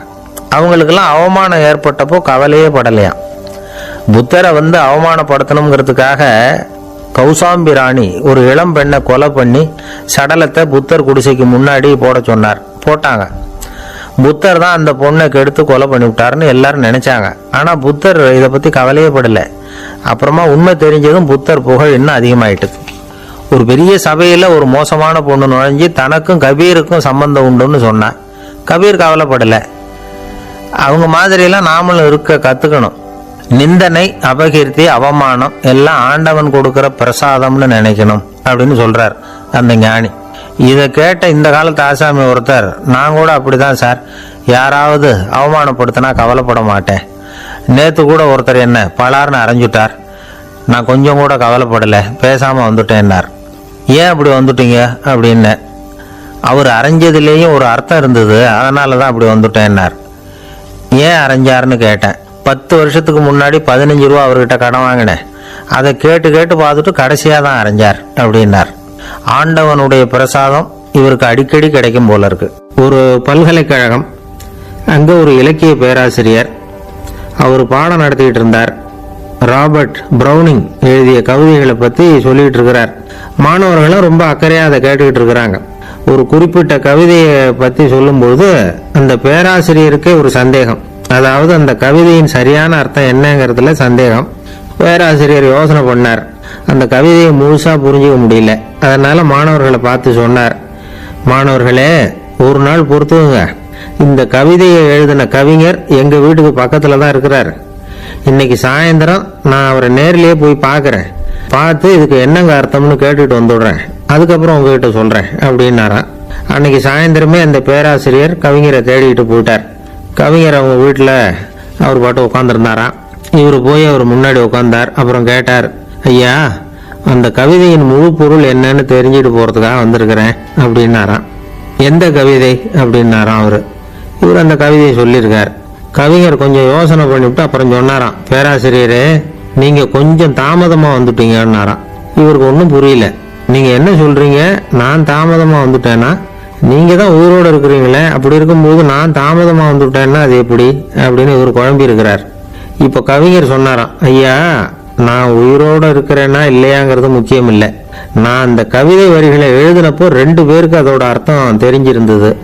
இப்போ ஒரே ஒருத்தருக்கு தான் அதோட அர்த்தம் தெரியும் அப்படின்னாராம். பேராசிரியர் யோசனை பண்ணியிருக்கார். அப்படின்னா அந்த ஒருத்தர் கவிஞர் ராபர்ட் ப்ரௌனிங்கை தவிர வேற யாரா இருக்க முடியும்? இவர் தான் அப்படிங்கிறத அவர் மனசுல நினைச்சுக்கிட்டார். அதனால சொன்னார், ஐயா நான் தாமதமா வரல, அந்த கவிதையின் பொருள் என்ன அது சொல்லுங்கன்னார். பேராசிரியரே, நான் சொல்றது உங்களுக்கு புரியலன்னு நினைக்கிறேன். நான் இந்த வரிகள் எழுதினப்போ 2 பேருக்கு அதோட அர்த்தம் தெரிஞ்சிருந்தது. அந்த 2 பேர் யாருன்னா, ஒருத்தர் ராபர்ட் ப்ரௌனிங், அதாவது நான், இன்னொருத்தர் கடவுள். இப்போ அது கடவுளுக்கு மட்டும்தான் தெரியும். நானே இதை பத்தி பல தடவை யோசனை பண்ணி பார்த்தேன். இது ரொம்ப அழகானது, ஆனாலும் ரொம்ப வழுக்கலானது. அதை பிடிச்சிட்டோம்னு நினைச்சிட்டு இருக்கும்போதே காத்து மாதிரி அது உங்ககிட்ட இருந்து ஓடி போயிடுது. எனக்கு ரொம்ப வருத்தமா தான் இருக்குது. நிச்சயமா நான் தான் இந்த வரிகளை எழுதியிருக்கிறேன். அதுல அர்த்தம் இருக்குங்கிறது எனக்கு தெரியும், அதை நான் உணர்றேன். ஆனா நீங்க என்னை மன்னிக்கணும், எனக்கே கூட அதை என்னால விளக்க முடியல. அப்படி இருக்கும்போது உங்களுக்கு எப்படி அதை நான் விளக்க முடியும் அப்படின்னு அந்த கவிஞர். அனுபவிக்கப்படக்கூடிய எல்லாமே விளக்கப்படக்கூடிய ஒன்றல்ல, விளக்கப்படும் எல்லாமே அனுபவிக்கப்படக்கூடிய ஒன்றல்ல அப்படிங்கிறது ஞானிகளுடைய கருத்து. அதுக்காக தான் அந்த சம்பவம். வாழ்க்கையில் நீங்கள் தொடர்ந்து ஆய்வு செய்து கொண்டே இருக்கக்கூடிய விளக்கங்களை ஒருபோதும் அடைய முடியாத பரிமாணங்கள் இருக்கிறதுனால தான் அது அலுப்பு தட்டாமல் இருக்குது. உங்களால் நிறைய அனுபவிக்க முடியும், இருந்தாலும் நீங்கள் அனுபவித்து அறிந்த விஷயங்கள் கூட வார்த்தைகளால் விளக்கப்பட முடிவதில்லை அப்படிங்கிறது பெரியோர் சிந்தனை. இதெல்லாம் ஒரு பக்கம் இருக்கட்டும். நமக்கு தெரிஞ்ச பேராசிரியர் ஒருத்தர் 1 மணி நேரம் ரொம்ப விவரமா வகுப்பு எடுத்தார். கடைசியா சொன்னார், மாணவர்களே, ரொம்பவும் எளிமையா விளக்கமா எல்லா விவரமும் சொல்லியிருக்கிறேன். அதனால இதுல உங்களுக்கு சந்தேகம் வர்றதுக்கு வாய்ப்பே இல்லை. இருந்தாலும் கேட்க வேண்டிய கடமை கேட்கிறேன். இதுவரைக்கும் நடத்தினதுல யாருக்காவது ஏதாவது சந்தேகம் உண்டா அப்படின்னு கேட்டாராம்.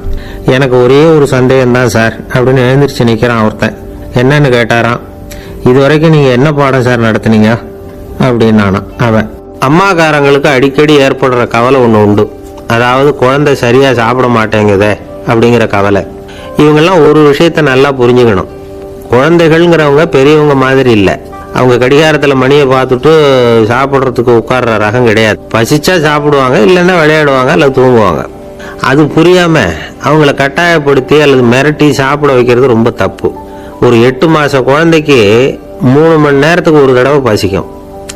அந்த நேரம் பார்த்து சாப்பாடு கொடுத்தா அடம் பண்ணாம அது பாட்டுக்கு சாப்பிட்றோம். அதே குழந்தைக்கு 1 வயசு ஆகிறப்போ 4 மணி நேரத்துக்கு ஒரு தடவை பசிக்கும். இந்த வயசுல இயற்கையாவே பசி குறைஞ்சிருக்கும். அது புரியாம என் குழந்தை முன்னாடி மாதிரி இப்ப சரியா சாப்பிட மாட்டேங்கிறான் அப்படின்னு சில பேர் டாக்டர் கிட்ட போய் சொல்லிக்கிட்டு இருப்பாங்க. இன்னொரு விஷயம், ஒரு குழந்தைக்கு வயசு அதிகமாகிற வேகத்துக்கு உடம்பு எடையும் அதிகமாகிக்கிட்டே போவாது. உடம்பு எடை அதிகமாகிற வேகம் குறைஞ்சிக்கிட்டே வரும். 6 மாச குழந்தைக்கு ஒரு வாரத்துல 150 கிராம் எடை கூடும். ஒரு வயசுல வாரத்துக்கு 71 கிராம் எடை கூடும். இது புரியாம அதிகமா சாப்பாட்டை கொடுத்து குழந்தைய கஷ்டப்படுத்தக்கூடாது. ஏன்னா அளவுக்கு மீறின உணவு அஜீரணத்தை உண்டு பண்ணிவிடும். குழந்தைக்கு ஒரு தட்டில் கொஞ்சமா ஆகாரத்தை வச்சு கொண்டுட்டு போய் கொடுக்கணும். மலை மாதிரி குவிச்சு வச்சா அதை பார்த்ததுமே பசி அடங்கி போயிடும். அடிச்சு மிரட்டி பயமுறுத்தி குழந்தைய சாப்பிட வைக்கிற பழக்கம் இருக்கு பாருங்க, அதுக்கு ஃபுட் ஃபோர்சிங் அப்படின்னு பேரு. இப்படி பண்ணுனா குழந்தைக்கு சாப்பாட்டில் விருப்பம் குறைஞ்சிரும், அதை கண்டாவே வெறுக்க ஆரம்பிச்சிடும். அது மாதிரி உளம் சார்ந்த பசி குறைவு, சைக்கோஜெனிக் அனோரெக்சியா, அது ஏற்படுமா. சாப்பாடுங்கிறதே ஒரு தண்டனை மாதிரி தோணும். குழந்தைகளுக்கு பிடிச்ச மாதிரியான ஆகாரத்தை கொடுக்கணும். சத்து அதிகம் இருக்குங்கிறதுக்காக அதுக்கு பிடிக்காத ஆகாரத்தை கொடுத்து கட்டாயப்படுத்தக்கூடாது. குழந்தைகளுக்கு 2 வயசு ஆகிறப்போ இயற்கையாகவே எதிர்மறை குணம் உண்டாகும். அதாவது அந்த எதிர்மறையா பேசுறது. இது மாதிரி சமயங்களில் நாம என்ன சொல்றோமோ அதுக்கு நேர்மாறா நடந்துக்கும். ஏட்டிக்கு போட்டி. சாப்பிட சொன்னா விளையாட போவோம், விளையாட சொன்னா சாப்பாடு கேட்கும். இதை புரிஞ்சுக்கிட்டு நடந்துக்கணும். குழந்தை சொன்ன பேச்சை கேட்கலேன்னு கோவப்படக்கூடாது. குழந்தை வளர வளர பிடிவாத குணம் வர்றது சகஜம். கேட்டதை வாங்கி கொடுத்தாதான் சாப்பிடுவேன் அப்படின்னு பிடிவாதம் பண்ணும். வாங்கி கொடுத்துடுறது தான் உத்தமம். நீங்களும் அதுகிட்ட பிடிவாதம் பண்ணிட்டு இருக்கக்கூடாது. ஏன்னா கேட்டது கிடைக்கலையேங்கிற ஏமாற்றம் கூட குழந்தையோட பசியை குறைச்சிரும். கேட்டது கிடைச்சிட்டா பசி அதிகமாகும். கொடுத்ததை மலமலன்னு சாப்பிட்றோம். குழந்தைகளுக்கு கண்ட கண்ட நேரத்தில் சாப்பிட்றதுக்கு எதையாவது வாங்கி கொடுத்துக்கிட்டு இருந்தா சாப்பாட்டு நேரத்தில் சாப்பிடாம அடம் பண்ண ஆரம்பிச்சிடும். பள்ளிக்கூடம் போகிற பிள்ளைங்க காலை உணவை சரியாக சாப்பிட மாட்டாங்க. அச்சம், அவசரம், பரபரப்பு இதெல்லாம் தான் காரணம். பள்ளிக்கு புறப்படுறதுக்கு ஒரு 3/4 மணி நேரத்துக்கு முன்னாடியே சாப்பாடு போட்டுருங்க, அது சரியாக போடும். படிக்கிற குழந்தைகள் உடல் சோர்வு, மனச்சோர்வு இது காரணமாக கூட சாப்பிட மறுக்கிறது உண்டு. இப்போ உதாரணமாக சாயந்தரம் விளையாடி விட்டு வீட்டுக்கு வந்ததும் சாப்பிட சொன்னால் வேணாம்பாங்க. இது உடல் சோர்வு. ரொம்ப நேரம் வீட்டு பாடங்களை செஞ்சு முடித்த கையோடு சாப்பிட சொன்னாலும் அவங்களால சரியாக சாப்பிட முடியாது. இது உளச்சோர்வு, மனச்சோர்வு. இதை தவிர குழந்தைகளுக்கு உடல் நலக்குறைவு ஏற்பட்டால் கூட சாப்பிட மறுக்கிறது உண்டு. சில மருந்து மாத்திரைகள் கூட பசியை குறைச்சிரும். அதனால் சரியாக தெரிஞ்சுக்கிட்டு குழந்தைகளை சாப்பிட வைக்கணும். அது புரியாமல் கையில் சாப்பாட்டு தட்டை வச்சுக்கிட்டு குழந்தைகளை விரட்டிக்கிட்டு அலையக்கூடாது. ஒரு சின்ன பையன் சொன்னான், எங்கள் அம்மா சாப்பாடு போடுறது தெரிஞ்சால் நான் உடனே வீட்டை விட்டு வெளியில் ஓடி போடுவேன் அப்படின்னா. ஏன் இப்படி பண்ணுறேன்னு கேட்டோம். எங்கள் அப்பா கூட அது மாதிரி தான் சார் பண்ணுவார் அப்படிங்கிறான். ஒருத்தன் எப்படி நடந்துக்கிறாங்கிறத வச்சு தான் அந்த ஆள் எப்படிங்கிறத நாம் முடிவு பண்ணுறோம். ஆளுமைன்னு சொல்கிறோம்ல, அதுக்கு சூழ்நிலைகளை ஆளுகின்ற தன்மை அப்படின்னு விளக்கம் கொடுக்குறார் ஒரு உளவியல் நிபுணர். சரி, ஒரு மனிதனுடைய ஆளுமையை உருவாக்குகிற விஷயங்கள் என்னென்ன? பிறப்பு, வளர்க்கப்பட்ட விதம், படிப்பு, நண்பர்கள், சமுதாயம், இப்படி நிறைய உண்டு. ஆளுமையின் அடிப்படையில் சில மனநோய்கள் உண்டாகுது. அதெல்லாம் என்னென்னங்கிறத தெரிஞ்சு வச்சுக்கிட்டோம்னா நம்ம கூட இருக்கிறவங்களை அடையாளம் கண்டுபிடிக்கிறதுக்கு அது ரொம்ப உபயோகமாக இருக்கும். ஃப்ரெனாய்டு ஆளுமை அப்படின்னு ஒன்று. இந்த கோளாறு உள்ளவங்க எப்படி இருப்பாங்க தெரியுமா? அதிக உணர்ச்சி, சந்தேகம், பொறாமை இதெல்லாம் அதிகமாக இருக்கும். வளைஞ்சு கொடுக்க மாட்டாங்க. அடுத்தவங்களோட இணக்கமான உறவு இருக்காது. அவங்க செய்கிற தப்புக்கெல்லாம் அடுத்தவங்களை குறை சொல்லிட்டு இருப்பாங்க. இது ஒரு ரகம். அடுத்தது ஸ்கிசாய்டு ஆளுமை அப்படின்னு சொல்கிறாங்க. இந்த கோளாறு உள்ளவங்க அடுத்தவங்களோட பழக கூச்சப்படுவாங்க. சின்ன வயசுலேயே இது ஆரம்பமாயிடுது. பகல் கனவுலேயே சஞ்சரிப்பாங்க. அவங்களுடைய விரோதம், கோபம் இதை கூட வெளியில் காட்டிக்க முடியாமல் இருப்பாங்க. இவங்களுக்கு அகமுகம், பிரச்சனைகள்லேருந்து ஒதுங்கி எதுலேயும் ஈடுபாடு இல்லாதவங்களாக இருப்பாங்க. இப்படி ஒரு ரகம். அடுத்தது சைக்ளோதமிக் ஆளுமை அப்படின்னு சொல்கிறாங்க. அது என்னன்னா, உணர்ச்சிகளில் ஏற்றத்தாழ்வு அதிகமாக இருக்குமா. சில சமயம் பார்த்தா மகிழ்ச்சியாக இருப்பாங்க, சில சமயம் சோகமாக உட்காந்துருப்பாங்க. அவங்க மனநிலைக்கு தகுந்த மாதிரி சமூக நிகழ்ச்சிகளில் பங்கெடுத்துக்குவாங்க. இன்னொரு வகை என்னன்னா, எண்ண பீடிகை ஆளுமை அப்படின்னு பேர் வச்சிருக்கிறாங்க. அதுக்கு இவங்களுக்கெல்லாம் கரெக்டாக இருக்கணும். எல்லாம் சட்டத்திட்டம், இதுலேயும் ஒரு ஒழுங்குமுறை, இப்படி எதிர்பார்க்குற மனோபாவம். இவங்க எதிர்பார்ப்புக்கும் வரன்முறைக்கும் மற்றவங்க கட்டுப்படணும்னு நினைப்பாங்க. இந்த நிலைமை நீடிச்சா என்ன ஆகும் தெரியுமா? அலைக்கழிக்கிற எண்ணங்கள், திரும்ப திரும்ப ஒரே செயலை செய்ய தூண்டுற மன தளர்ச்சிக்கு ஆளாயிடுறாங்க. அடுத்தது ஹிஸ்டீரியா ஆளுமை. சின்ன விஷயத்தையெல்லாம் பெருசுப்படுத்தி நாடகமாக்குற நடிகர்கள் இவங்க. உணர்ச்சி அதிகம் உள்ளவங்க. இவங்க மன எழுச்சியில் பக்குவமின்மை, குழந்தைத்தனம், முதிர்ச்சியின்மை எல்லாம் இருக்கும். தன்னலம் மிக்க குணம். பிறர் தன்னை மட்டுமே கவனிக்கணும்னு நினச்சி செயல்படுறது, இதெல்லாம் இவங்க அடையாளம். அடுத்த ரகம் எப்படின்னா, வளர்ச்சியற்ற ஆளுமைன்னு சொல்கிறாங்க. அடுத்தவங்களோட இணங்கி போக முடியாதவங்க. அறிவு, மன எழுச்சி, சமூக உறவு இதில் எல்லாம் போதுமான வளர்ச்சியையும் நிறைவையும் பெற முடியாதவங்க.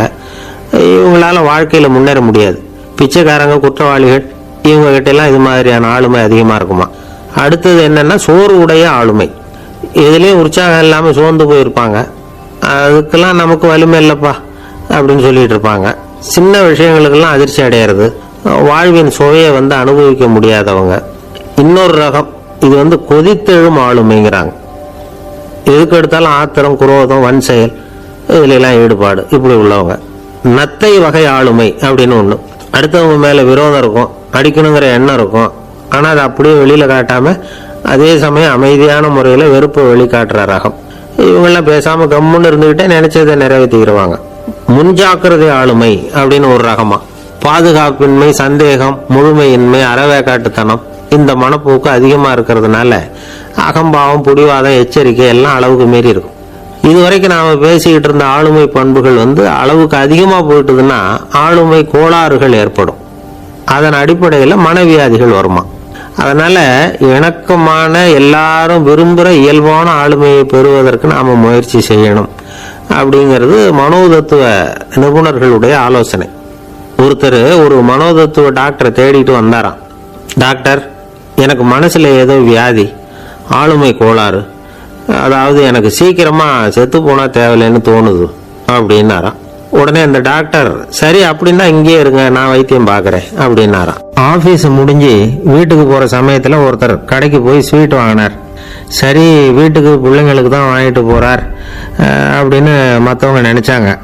அவர் அப்படி செய்யல. அந்த இடத்துலையே பொட்டலத்தை பிரித்தார். திருட மாதிரி அப்படியே சுற்றி ஒரு தரம் பார்த்துக்கிட்டார். யாரும் தெரிஞ்சவங்க இல்லைங்கிறத முடிவு பண்ணிவிட்டு அவசரமாக அதை அப்படியே போட்டு மூழ்கிவிட்டு கையை தொடச்சிக்கிட்டு நல்ல பிள்ளை மாதிரி நடந்து போக ஆரம்பிச்சிட்டார். அவர் யாருன்னா, அவரோட பிரச்சனை எல்லாருக்கும் தெரியாது, சில பேருக்கு தான் தெரியும். அதாவது அவர் உடம்புல சர்க்கரை இருக்குன்னு டாக்டர் சொல்லிவிட்டாராம். அதனால் வீட்டில் சர்க்கரையே இவர் கண்ணில் காட்டுறதில்ல.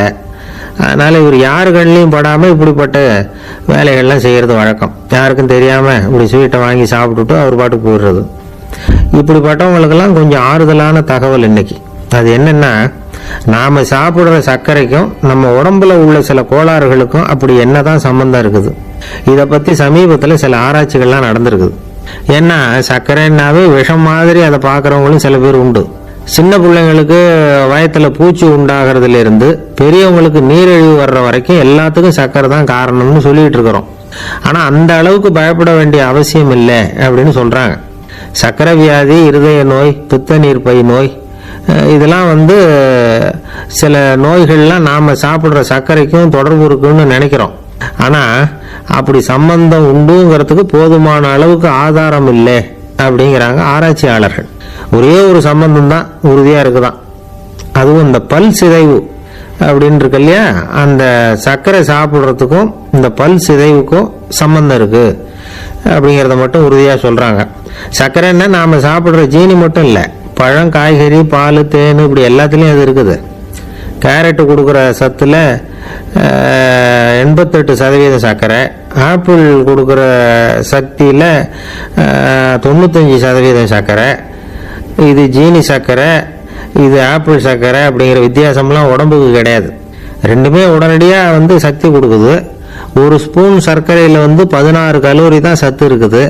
அதிகமாக சர்க்கரை சாப்பிட்டா நீரிழிவு வந்துருங்கிறது தப்பான ஒரு அபிப்பிராயம்.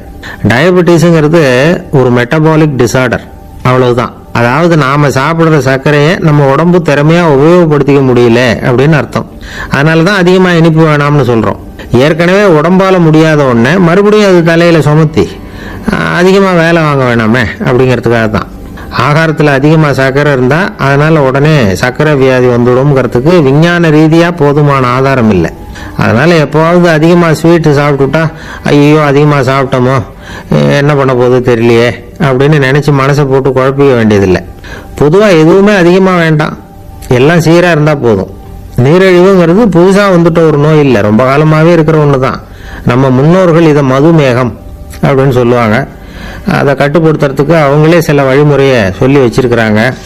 அது என்னென்னா வேற ஒன்றும் இல்லை, இந்த பாவக்காய், முள்ளங்கி, அருகம்புல், அவ்வளவுதான்.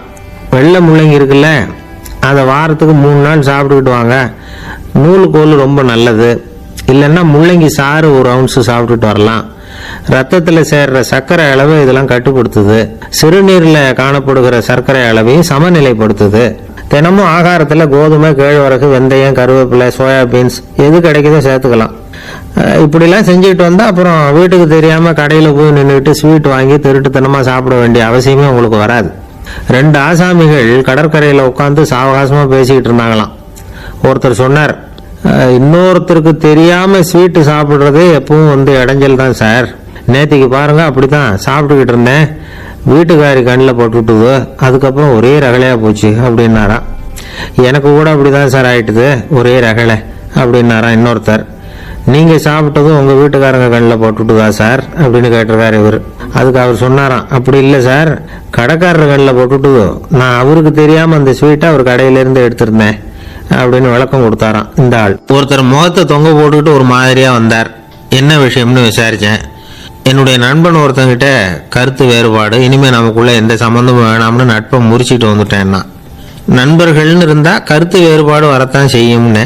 கருத்து வேறுபாடு வராமல் இருக்கிறதுக்கு ஏதாவது வழி உண்டா அப்படின்னு கேட்டாங்க. அதை பற்றி நிபுணர்கள் சில யோசனைகளை சொல்லியிருக்கிறாங்கன்னு. முதல் விஷயம் என்னென்னா, உங்கள் நண்பனுக்கு ஒரு செய்தி சொல்லணும்னா அதை நீங்களே நேரடியாக சொல்லுங்கள், அல்லது உங்கள் கைப்பட கடிதம் எழுதுங்க. அதாவது நேரடி தொடர்பு முக்கியம். அதை விட்டுட்டு இன்னொருத்தர் மூலமாக நண்பர்களுக்கு செய்தி அனுப்புனா நீங்கள் சொல்கிற செய்தி அப்படியே போய் சேராது, அது சேதமாயிடும். கூட்டி குறைச்சி சொல்லிவிடுவாங்க, அது குழப்பத்தில் கொண்டாந்து விட்டுரும். இது ஒரு யோசனை. ரெண்டாவது யோசனை என்னன்னா, நீங்கள் ஒரு நல்ல காரியத்தை செய்யும் பொழுது உங்கள் நண்பரையும் சேர்த்துக்குங்க, அவருக்கும் அதில் ஒரு ஈடுபாட்டை உருவாக்குங்க. மூணாவது யோசனை, நம்ம பக்கத்தில் இருக்கிற நண்பர் மகிழ்ச்சி அடைகிற மாதிரி ஏதாவது செய்யணும். சின்ன சின்ன செயல்களாக இருந்தாலும் பரவாயில்ல, அவர் நமக்கு எதுவும் செய்யலையே, நாம் எதுக்கு செய்யணும் அப்படின்னு நினச்சிக்கிட்டு இருக்கக்கூடாது. நாலாவது யோசனை என்னென்னா, உங்களுக்கு ஒரு பிரச்சனையா அல்லது உங்கள் நண்பருக்கு ஒரு பிரச்சனையா, எதுவாக இருந்தாலும் 2 பேரும் சேர்ந்து உட்காந்து ஆலோசனை பண்ணுங்க. நம்ம யோசனையும் கேட்கப்படுதே அப்படிங்கிற நினைப்பே அவருக்கு ஒரு மன நிறைவை உண்டாக்குமா. 5வது யோசனை, உங்கள் நண்பர் ஏதோ ஒரு காரியத்தை செய்கிறார், நீங்கள் உடனே அவசரப்பட்டு நீ செய்கிறது தப்புன்னு தீர்ப்பு சொல்லக்கூடாது. அவர் அதை செய்யறதுக்கான நியாயங்கள் எவ்வளவோ இருக்கும், அதை புரிஞ்சுக்கிறதுக்கு முயற்சி பண்ணணும். 6வது யோசனை, உங்கள் நண்பர் என்ன சொன்னாலும் அதை பொறுமையாக கேளுங்க. அவர் சொல்கிறத புரிஞ்சுக்கணும், அவர் சொல்ல விரும்புகிறத புரிஞ்சுக்கணும், அவர் சொல்ல முடியாமல் தவிக்கிறதையும் புரிஞ்சுக்கணும். இப்படி 3 விதமாகவும் அவரை புரிஞ்சுக்கிட்டு அதுக்கு தகுந்த மாதிரி செயல்படணும். 7வது யோசனை என்னன்னா, உங்கள் நண்பர் உங்ககிட்ட ஏதோ ஒரு கருத்தை சொல்கிறார், அது உங்களுக்கு பிடிக்கல, அதுக்காக உடனே நீ சொல்கிறது சரியில்லை, நான் ஒத்துக்க மாட்டேன் அப்படின்லாம் மறுத்துக்கிட்டு இருக்கக்கூடாது. அவர் சொல்கிறத கேட்கணும், பொறுமையாக சிந்திக்கணும், அதுக்கப்புறம் பதில் சொல்லணும். இப்படிலாம் நடந்துக்கிட்டால் நண்பர்களுக்குள்ள கருத்து வேறுபாடு வர்றதுக்கு வாய்ப்பே இருக்காது அப்படின்னு வல்லுநர்கள் தொகுத்து சொல்லியிருக்கிறாங்க இந்த யோசனைகளை. எனக்கு தெரிஞ்ச சில நண்பர்கள் உண்டு, அவங்களுக்குள்ளேயும் கருத்து வேறுபாடுகள் வராமல் இருக்கிறதுக்கு சில நுட்பங்களை கையாளுறது உண்டு.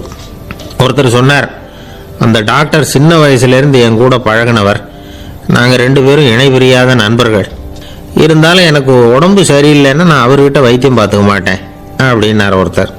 ஏன் அப்படின்னு கேட்டேன். எங்கள் நட்பு கெட்டு போடக்கூடாது இல்லையா, அதனால தான் அப்படின்னாரு இவர். ஒரு மனுஷனுக்கு 3 விதத்தில் கர்வம் உண்டாகிறதுக்கு வாய்ப்பு உண்டு. பணம், பதவி, புகழ். பணம் அதிகமாக வந்தால் கர்வம் வரலாம், பதவி பெருசாக வந்துட்டுதுன்னா கர்வம் வரலாம், புகழ் அதிகமாக போனாலும் கர்வம் வரலாம். இந்த 3 வகையான கர்வத்துக்கும் இடம் கொடுக்காம இருக்கிறாங்க பாருங்க, அவங்க தான் சிறந்த மனிதர்கள். ஒரு பெரிய பொறுப்பில் இருக்கிறவங்களுக்கு கர்வம் வந்துடக்கூடாது. அப்படி வந்துட்டுதுன்னா அது எல்லாருக்கும் இடைஞ்சல். ஒரு ராஜா இருந்தார், அவர் ஒரு நாள் தன்னுடைய தலைநகரத்தை சுற்றி வந்துக்கிட்டு இருந்தார். ஒரு இடத்துல ஒரு அழகான நிலத்தை பார்த்தார். ஆஹா, இந்த இடத்துல நமக்குன்னு ஒரு மாளிகையை கட்டினா எவ்வளோ நல்லா இருக்கும் அப்படின்னு நினைச்சார். ராஜா நினைச்சா அது முடியாத காரியமா? சரி, இந்த நிலம் யாருக்கு சொந்தம்னு விசாரிங்க அப்படின்னார் பக்கத்தில் இருந்தவங்க கிட்ட. அவங்கெல்லாம் ஓடி போய் விசாரிச்சாங்க. அந்த இடம் ஒரு வயசான கிழவிக்கு சொந்தம், வயசான அம்மாவுக்கு சொந்தமா. அந்த அம்மா தான் அதில் ஒரு குடிசையை போட்டு குடியிருந்துட்டு இருக்கிறாங்க. சரி, அந்த நிலத்துக்கு ஒரு விலையை நிர்ணயம் பண்ணி அதை அந்த வயசான அம்மா கிட்ட கொடுத்துருங்க அப்படின்னு உத்தரவு போட்டார் ராஜா. ஆனால் அந்த அம்மா, இது எங்கள் பூர்வீக இடம், இதை விற்க மாட்டேன் அப்படின்னு சொல்லிவிட்டுது. சரி, 2 பங்கு விலை கொடுக்குறோம்னு சொல்லி பாருங்க அப்படின்னாங்க. அப்படியே சொன்னாங்க அரண்மனை ஆட்கள். அதுக்கும் சம்மதிக்கலை அந்த அம்மா.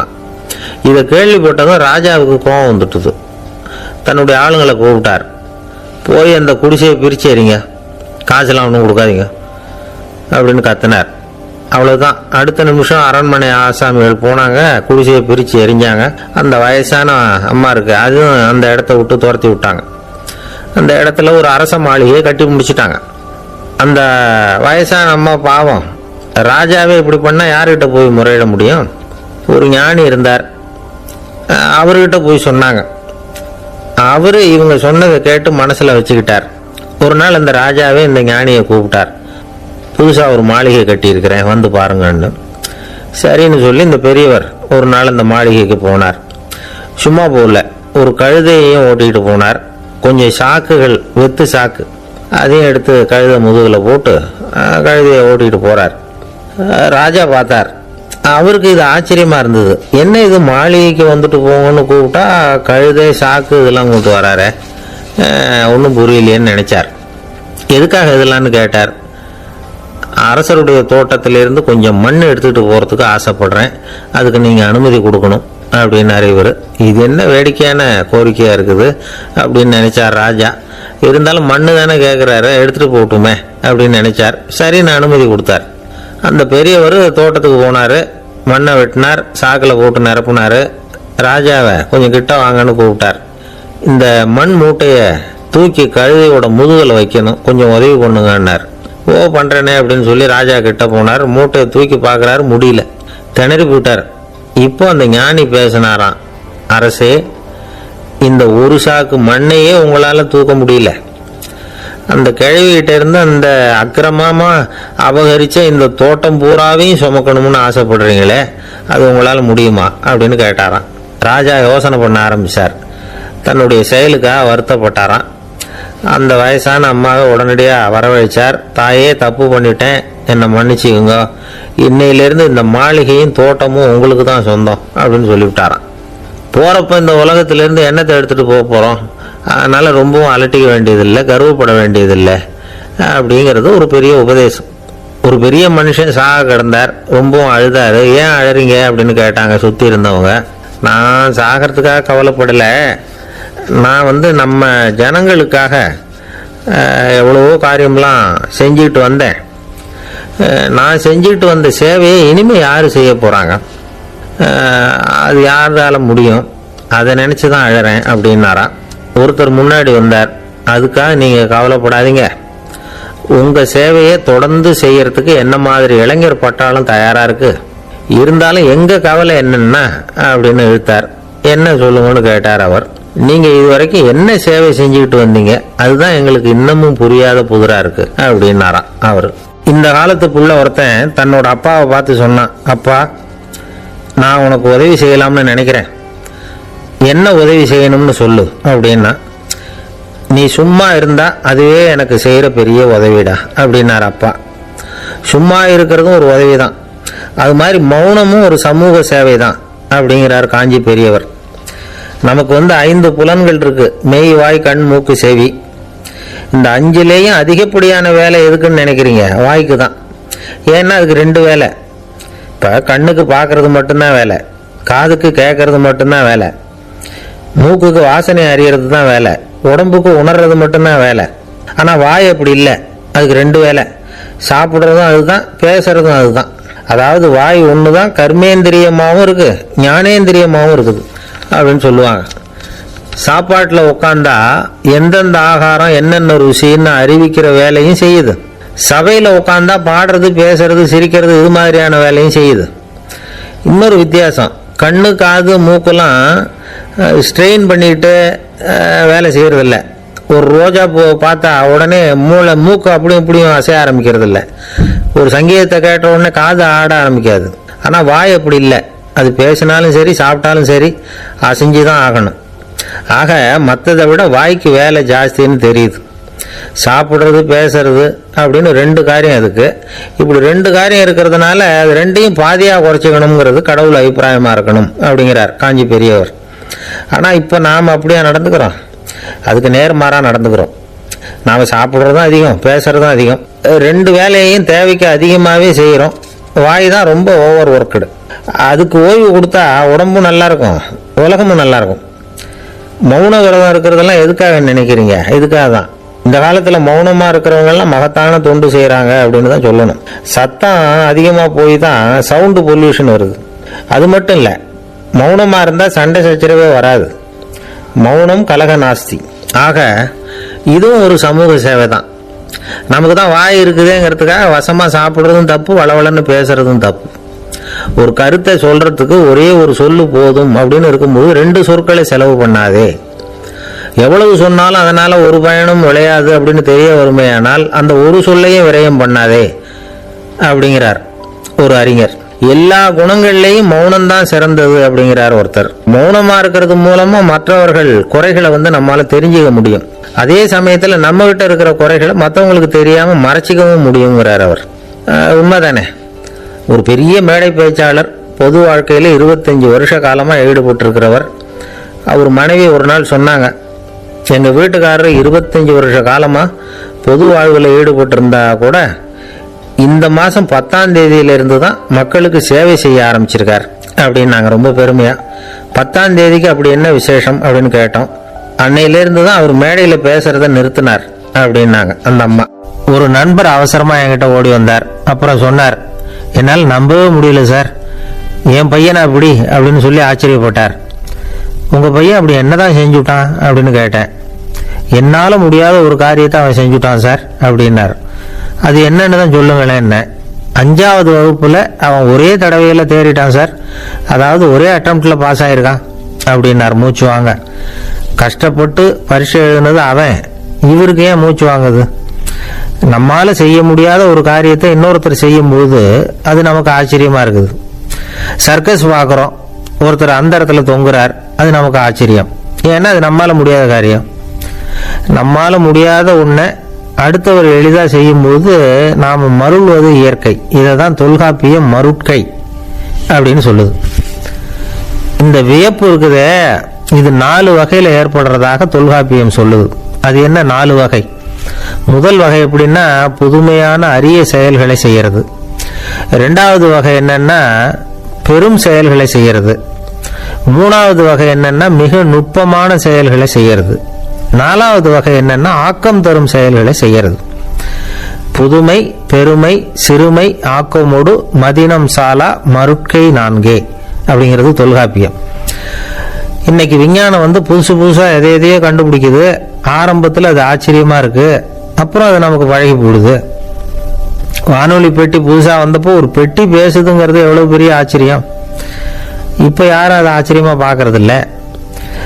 மதினம் சாலா மருட்கை அப்படின்னு ஒரு சொற்றொடர் வருது பாருங்க, அதில் கருத்தாழம் உண்டு. எதை பற்றியும் போதுமான அளவு புரிந்து கொள்ளாத போது ஒருத்தர் ஆச்சரியப்படுறார்.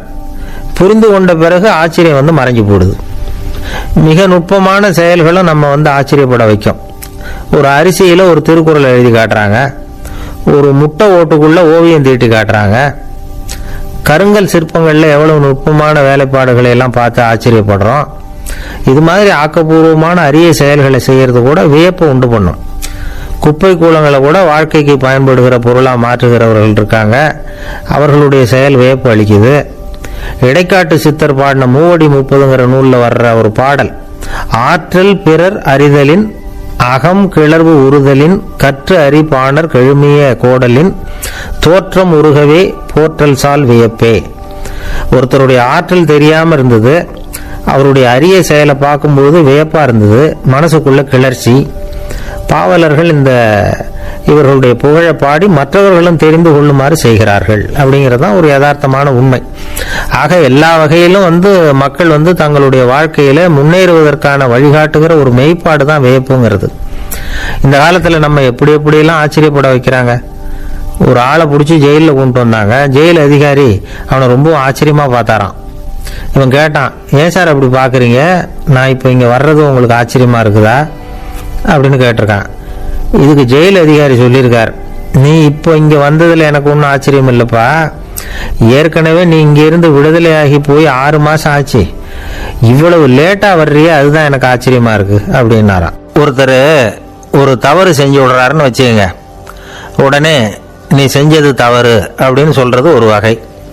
அதுக்கு பதிலா எது சரின்னு அவர் புரிந்து கொள்ள உதவி செய்யறது இன்னொரு வகை. இந்த 2வது வகை இருக்கு பாருங்க, நிர்வாக இயல்ல இது ரொம்ப முக்கியம். அலுவலகத்தில் வேலை பார்க்குற ஒருத்தர் முக்கியமாக தெரிஞ்சுக்க வேண்டியது என்ன தெரியுமா? சக ஊழியர்கள் கிட்ட எப்படி பழகணும், மேலதிகாரிகள் கிட்ட எப்படி பழகணும், தனக்கு கீழே வேலை செய்கிறவங்க கிட்ட எப்படி பழகணும், வாடிக்கையாளர்கள் கிட்ட எப்படி பழகணும், இவங்க எல்லார்கிட்டையும் செம்மையான உறவை ஏற்படுத்திக்கிறது எப்படி, இதெல்லாம் சொல்லிக் கொடுக்குற பாடம் தான் இன்டர் பர்சனல் ஸ்கில், திறமையான உறவு அப்படிங்கிறது. எந்த வேலையில் இருந்தாலும் சரி, இந்த உறவுகளை வளர்க்கும் திறன் உள்ளவங்க சீக்கிரம் முன்னுக்கு வந்துடுறாங்க.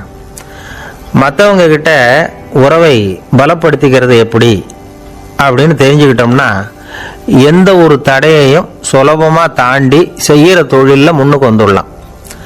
ஹார்வர்டு பல்கலைக்கழகத்தில் ஒரு கணக்கெடுப்பு பண்ணி பார்த்தாங்களாம். பார்க்கிற வேலையில் எது மாதிரி குணாதிசயம் உள்ளவங்க வேகமாக முன்னுக்கு வர்றாங்க அப்படின்னு தெரிஞ்சுக்கிறதுக்காக இந்த கணக்கெடுப்பு. வெவ்வேறு துறையில் வேகமாக முன்னுக்கு வந்திருக்கிற பல பேரை சந்தித்து இந்த சர்வேயை நடத்தி இருக்கிறாங்க. அவங்க கண்டுபிடிச்சி சொல்லியிருக்கிற உண்மை என்ன தெரியுமா? ஒருத்தர் ஒரு வேலையில் இருந்தால் அது சம்பந்தப்பட்ட சப்ஜெக்ட் பற்றிய அறிவு 35% இருந்தால் போதுமா. ஆனால் உறவுகளை வளர்க்கக்கூடிய திறன், இன்டர் பர்சனல் ஸ்கில்லு 65% வேணும். இப்படி உள்ளவங்க சீக்கிரம் முன்னுக்கு வந்துடுறாங்களாம்.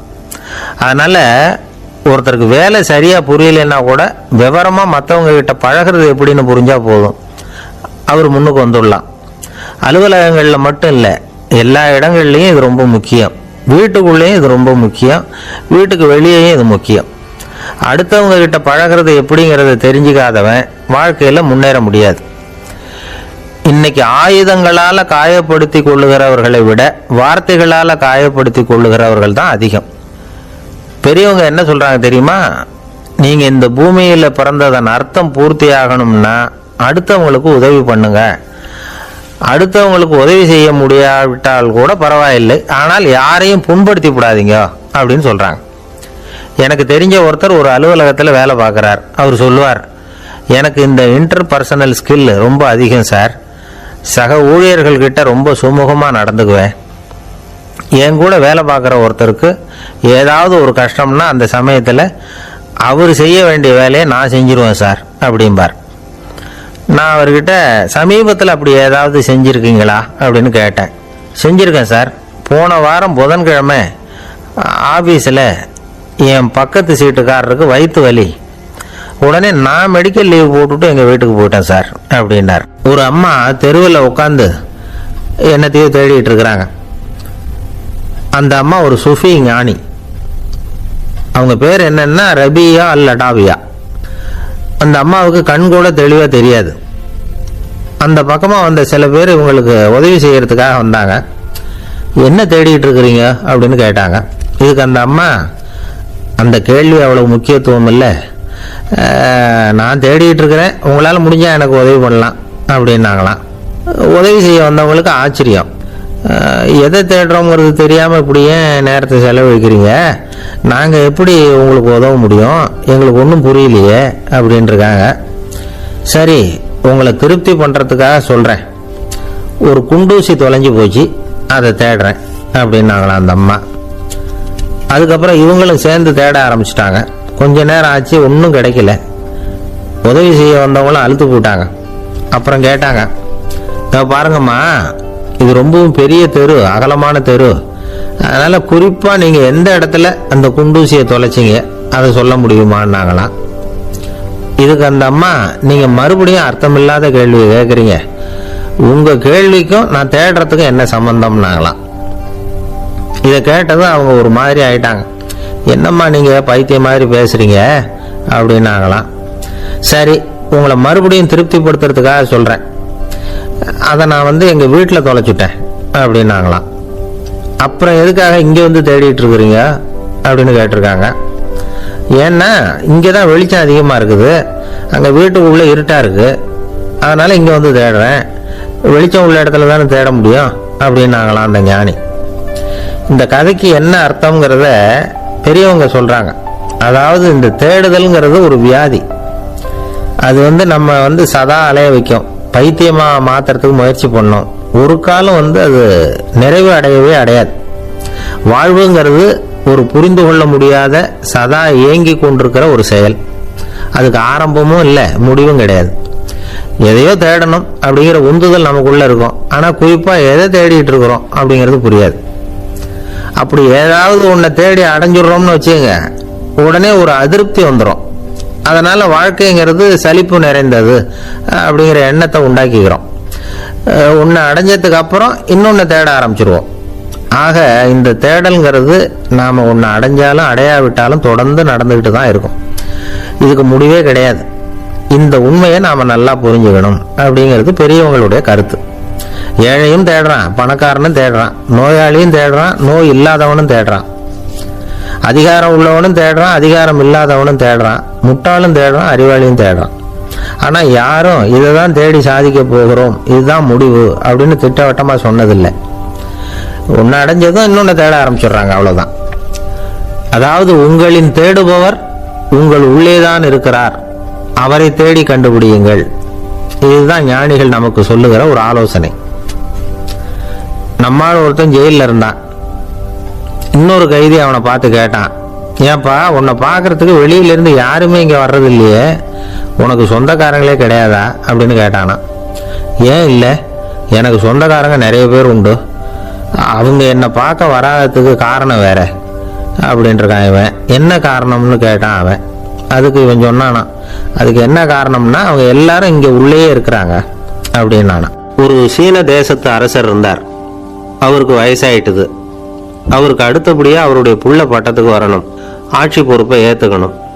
ஒரு நல்ல தலைவனுக்கு இருக்க வேண்டிய பண்புகள்லாம் தன்னுடைய மகனுக்கு இருக்கணும்னு விரும்பினார் அந்த அரசர். அதனால இளவரசனை பக்கத்தில் இருந்த ஒரு குரு கிட்ட அனுப்புனார். இளவரசன் அவர்கிட்ட போய் சேர்ந்தான். அந்த குரு என்ன பண்ணார் தெரியுமா, இவனை பார்த்து சொன்னார், இதை பாருப்பா, நீ என்ன பண்ற, இப்பவே பக்கத்தில் இருக்கிற காட்டுக்கு போ, நடு காட்டில் போய் ஒரு இடத்துல உட்காந்துக்கோ. அங்கே என்னென்ன சத்தம்லாம் உன் காதில் விழுதுன்னு கவனிச்சு கேளு. உன் காதில் விழுந்த ஓசைகள் என்னென்னங்கிறத என்கிட்ட வந்து சொல்லு, அதுதான் எனக்கு தெரியணும், உனக்கு வேலையும் அதுதான் அப்படின்னு சொல்லி அனுப்பி வச்சுட்டார். இளவரசன் காட்டுக்கு போனான். குரு சொன்னபடியே ஒரு இடத்துல உட்காந்து கவனிச்சு கேட்டான். அதுக்கப்புறம் குரு கிட்ட திரும்பி வந்தான். என்னென்ன சத்தம்லாம் கேட்ட அப்படின்னு கேட்டார் குரு. குருவே, காட்டுல நான் பறவைகள் சத்தம்லாம் கேட்டேன், மிருகங்களின் ஓசையையும் கேட்டேன், இதை தவிர இடி மின்னல் மழை இதுகளோட சத்தத்தையும் கேட்டேன் அப்படின்னா.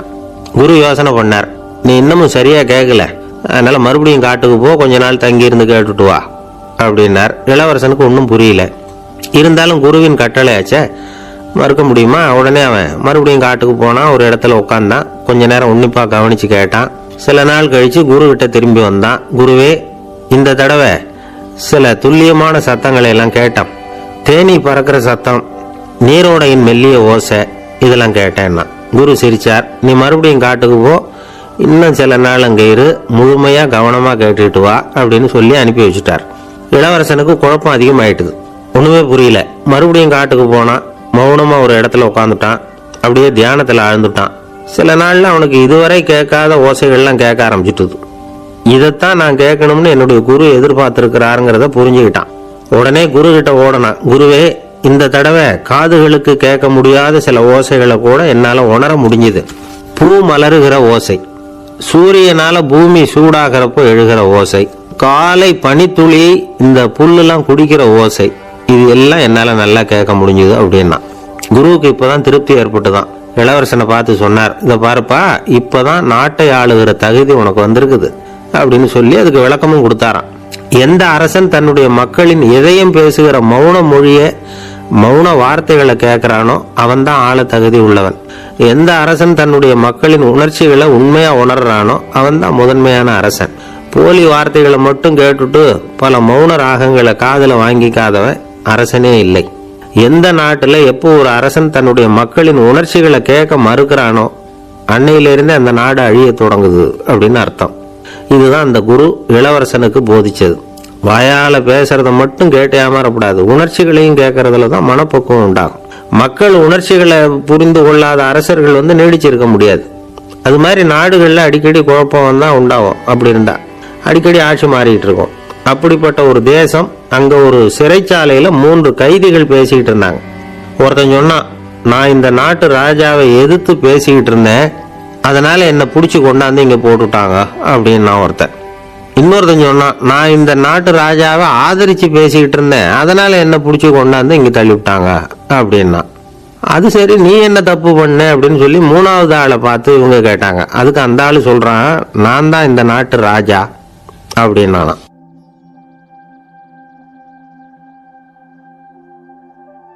ஒரு விவசாயி விதைக்கிறதுக்காக வயல்வெளி பக்கம் போறார். விதைகளை அள்ளி வீசினார். அப்போ என்ன ஆச்சுன்னா, சில விதைகள் பாதை ஓரத்தில் விழுந்தது, சில விதைகள் முள் செடிகள் மண்டி இருந்த புதருக்கு இடையில விழுந்தது, சில விதைகள் நல்ல நிலத்தில் விழுந்தது. பாதை ஓரத்தில் விழுந்த விதை என்ன ஆச்சுன்னா, அதெல்லாம் பறவைகள் கண்ணில் போட்டுட்டுது. உடனே உட்காந்து கொத்தி தின்னுட்டு போட்டுது. அதிகமாக மண் இல்லாத பாறை பகுதியில் விழுந்த விதையெல்லாம் லேசாக வேர் விட்டு முளைக்க ஆரம்பிச்சுது. அதுக்கப்புறம் வேர் கீழேயும் ஆழமாக போக முடியல, மேலேயும் சூரிய வெப்பம் அதிகம் தாங்க முடியல, எல்லாம் காஞ்சி கருகி போட்டுது. புதர் பகுதியில் சில விதைகள் விழுந்தது இல்லையா, முள் செடிகள் காடாக மண்டி போயிருந்தது. அதனால் முளைச்சி வர்ற செடிக்கு நெருக்கடி அதிகமாக போட்டுது, சரியாக வளர முடியல, விளைச்சலும் சரியா இல்லை. நல்ல நிலத்தில் விழுந்த விதைகள் மட்டும் நல்லா முளைச்சிது, நல்லா வளர்ந்தது, விளைச்சலும் பிரமாதமாக இருந்தது. இந்த கதையை சொல்லிவிட்டு கேட்க செவியுள்ளோர் கேட்கட்டும் அப்படிங்கிறார் இயேசு பெருமான். ஆமாம், இயேசு கடலில் நின்ற படகு ஒன்றில் உட்காந்துருக்கிறார். கடற்கரையில் ஏராளமான மக்கள் உட்காந்துருக்கிறாங்க. அந்த சமயத்தில் தான் இயேசு ஓமைகள் மூலமாக மக்களுக்கு பல உண்மைகளை சொல்லிகிட்டு இருக்கிறார். மக்கள் அந்த கதையை கேட்டுட்டு ஒன்றும் புரியாமல் முழிக்கிறாங்க. அதை கவனித்த இயேசு அந்த ஓமையை விளக்க ஆரம்பித்தார். இதில் அந்த விதைக்கிறவர் தான் இறைவன். அவருடைய வார்த்தைகளை விதைக்கிறார். அந்த வார்த்தைகளை கேட்கிற மக்கள் அந்த விழுந்த விதைகள் மாதிரி 4 வகையானவர்கள். சில பேர் பாதை ஓரத்தில் விழுந்த விதைகள் மாதிரி. இறைவன் வார்த்தைகளை அவங்க கேட்குறாங்க, ஆனால் தீய எண்ணங்கள் செய்கைகள் மூலமாக விதைக்கப்பட்ட வார்த்தைகள் அழிஞ்சு போடுது. இறைவன் வார்த்தைகளை கேட்ட உடனே மகிழ்ந்து போய் உடனே சில பேர் அதை ஏற்றுக்கிறாங்க. இவங்கெல்லாம் அந்த பாறை பகுதியில் விழுந்த விதைகள் மாதிரி. அதனால் இவங்கெல்லாம் வேறு இல்லாதவங்க. கொஞ்ச காலத்துக்கு இறை வார்த்தைகளுக்கு கீழ்ப்படிந்து நடப்பாங்க. அதனால் ஏதாவது இடைஞ்சல் ஏற்பட்டால் உடனே தடுமாறுவாங்க. தங்கள்கிட்ட இருக்கிற நல்ல பண்புகளை விட்டுட்டு பாவ வழிகளுக்கு போயிடுவாங்க. முள் செடிகளுக்கு இடையில விழுந்த விதைகள் மாதிரி உள்ளவங்க யாருன்னா, இவங்களுக்கு உலக கவலை உண்டு, செல்வத்தின் மீது மயக்கம் உடையவர்கள். உலக ஆசைகள் இவங்களுக்குள்ள பூந்துடுறதுனால அங்கே இருக்கிற நல்ல பண்புகள் மறைஞ்சு போயிடுது. அதனால் அவங்களும் உபயோகம் இல்லாதவங்களா ஆயிடுறாங்க. நல்ல மனிதர்கள் நல்ல நிலத்தில் விழுந்த விதைகளுக்கு ஒப்பானவர்கள். இவங்க இறை வார்த்தையை கேட்குறாங்க, அதை ஏற்றுக்கிறாங்க, அவங்களும் நல்லபடியாக வாழ்கிறாங்க, அடுத்தவங்களுக்கும் உபயோகமாக இருப்பாங்க. இதுதான் இயேசு சொன்ன விளக்கம். நல்ல வார்த்தைகளை கேளுங்கள், நல்ல வார்த்தைகளை ஏற்றுக்கொள்ளுங்கள், அடுத்தவங்களுக்கு உபயோகமாக இருங்க. இதுதான் பெரியவங்கள்லாம் நமக்கு சொல்லுகிற உபதேசம்.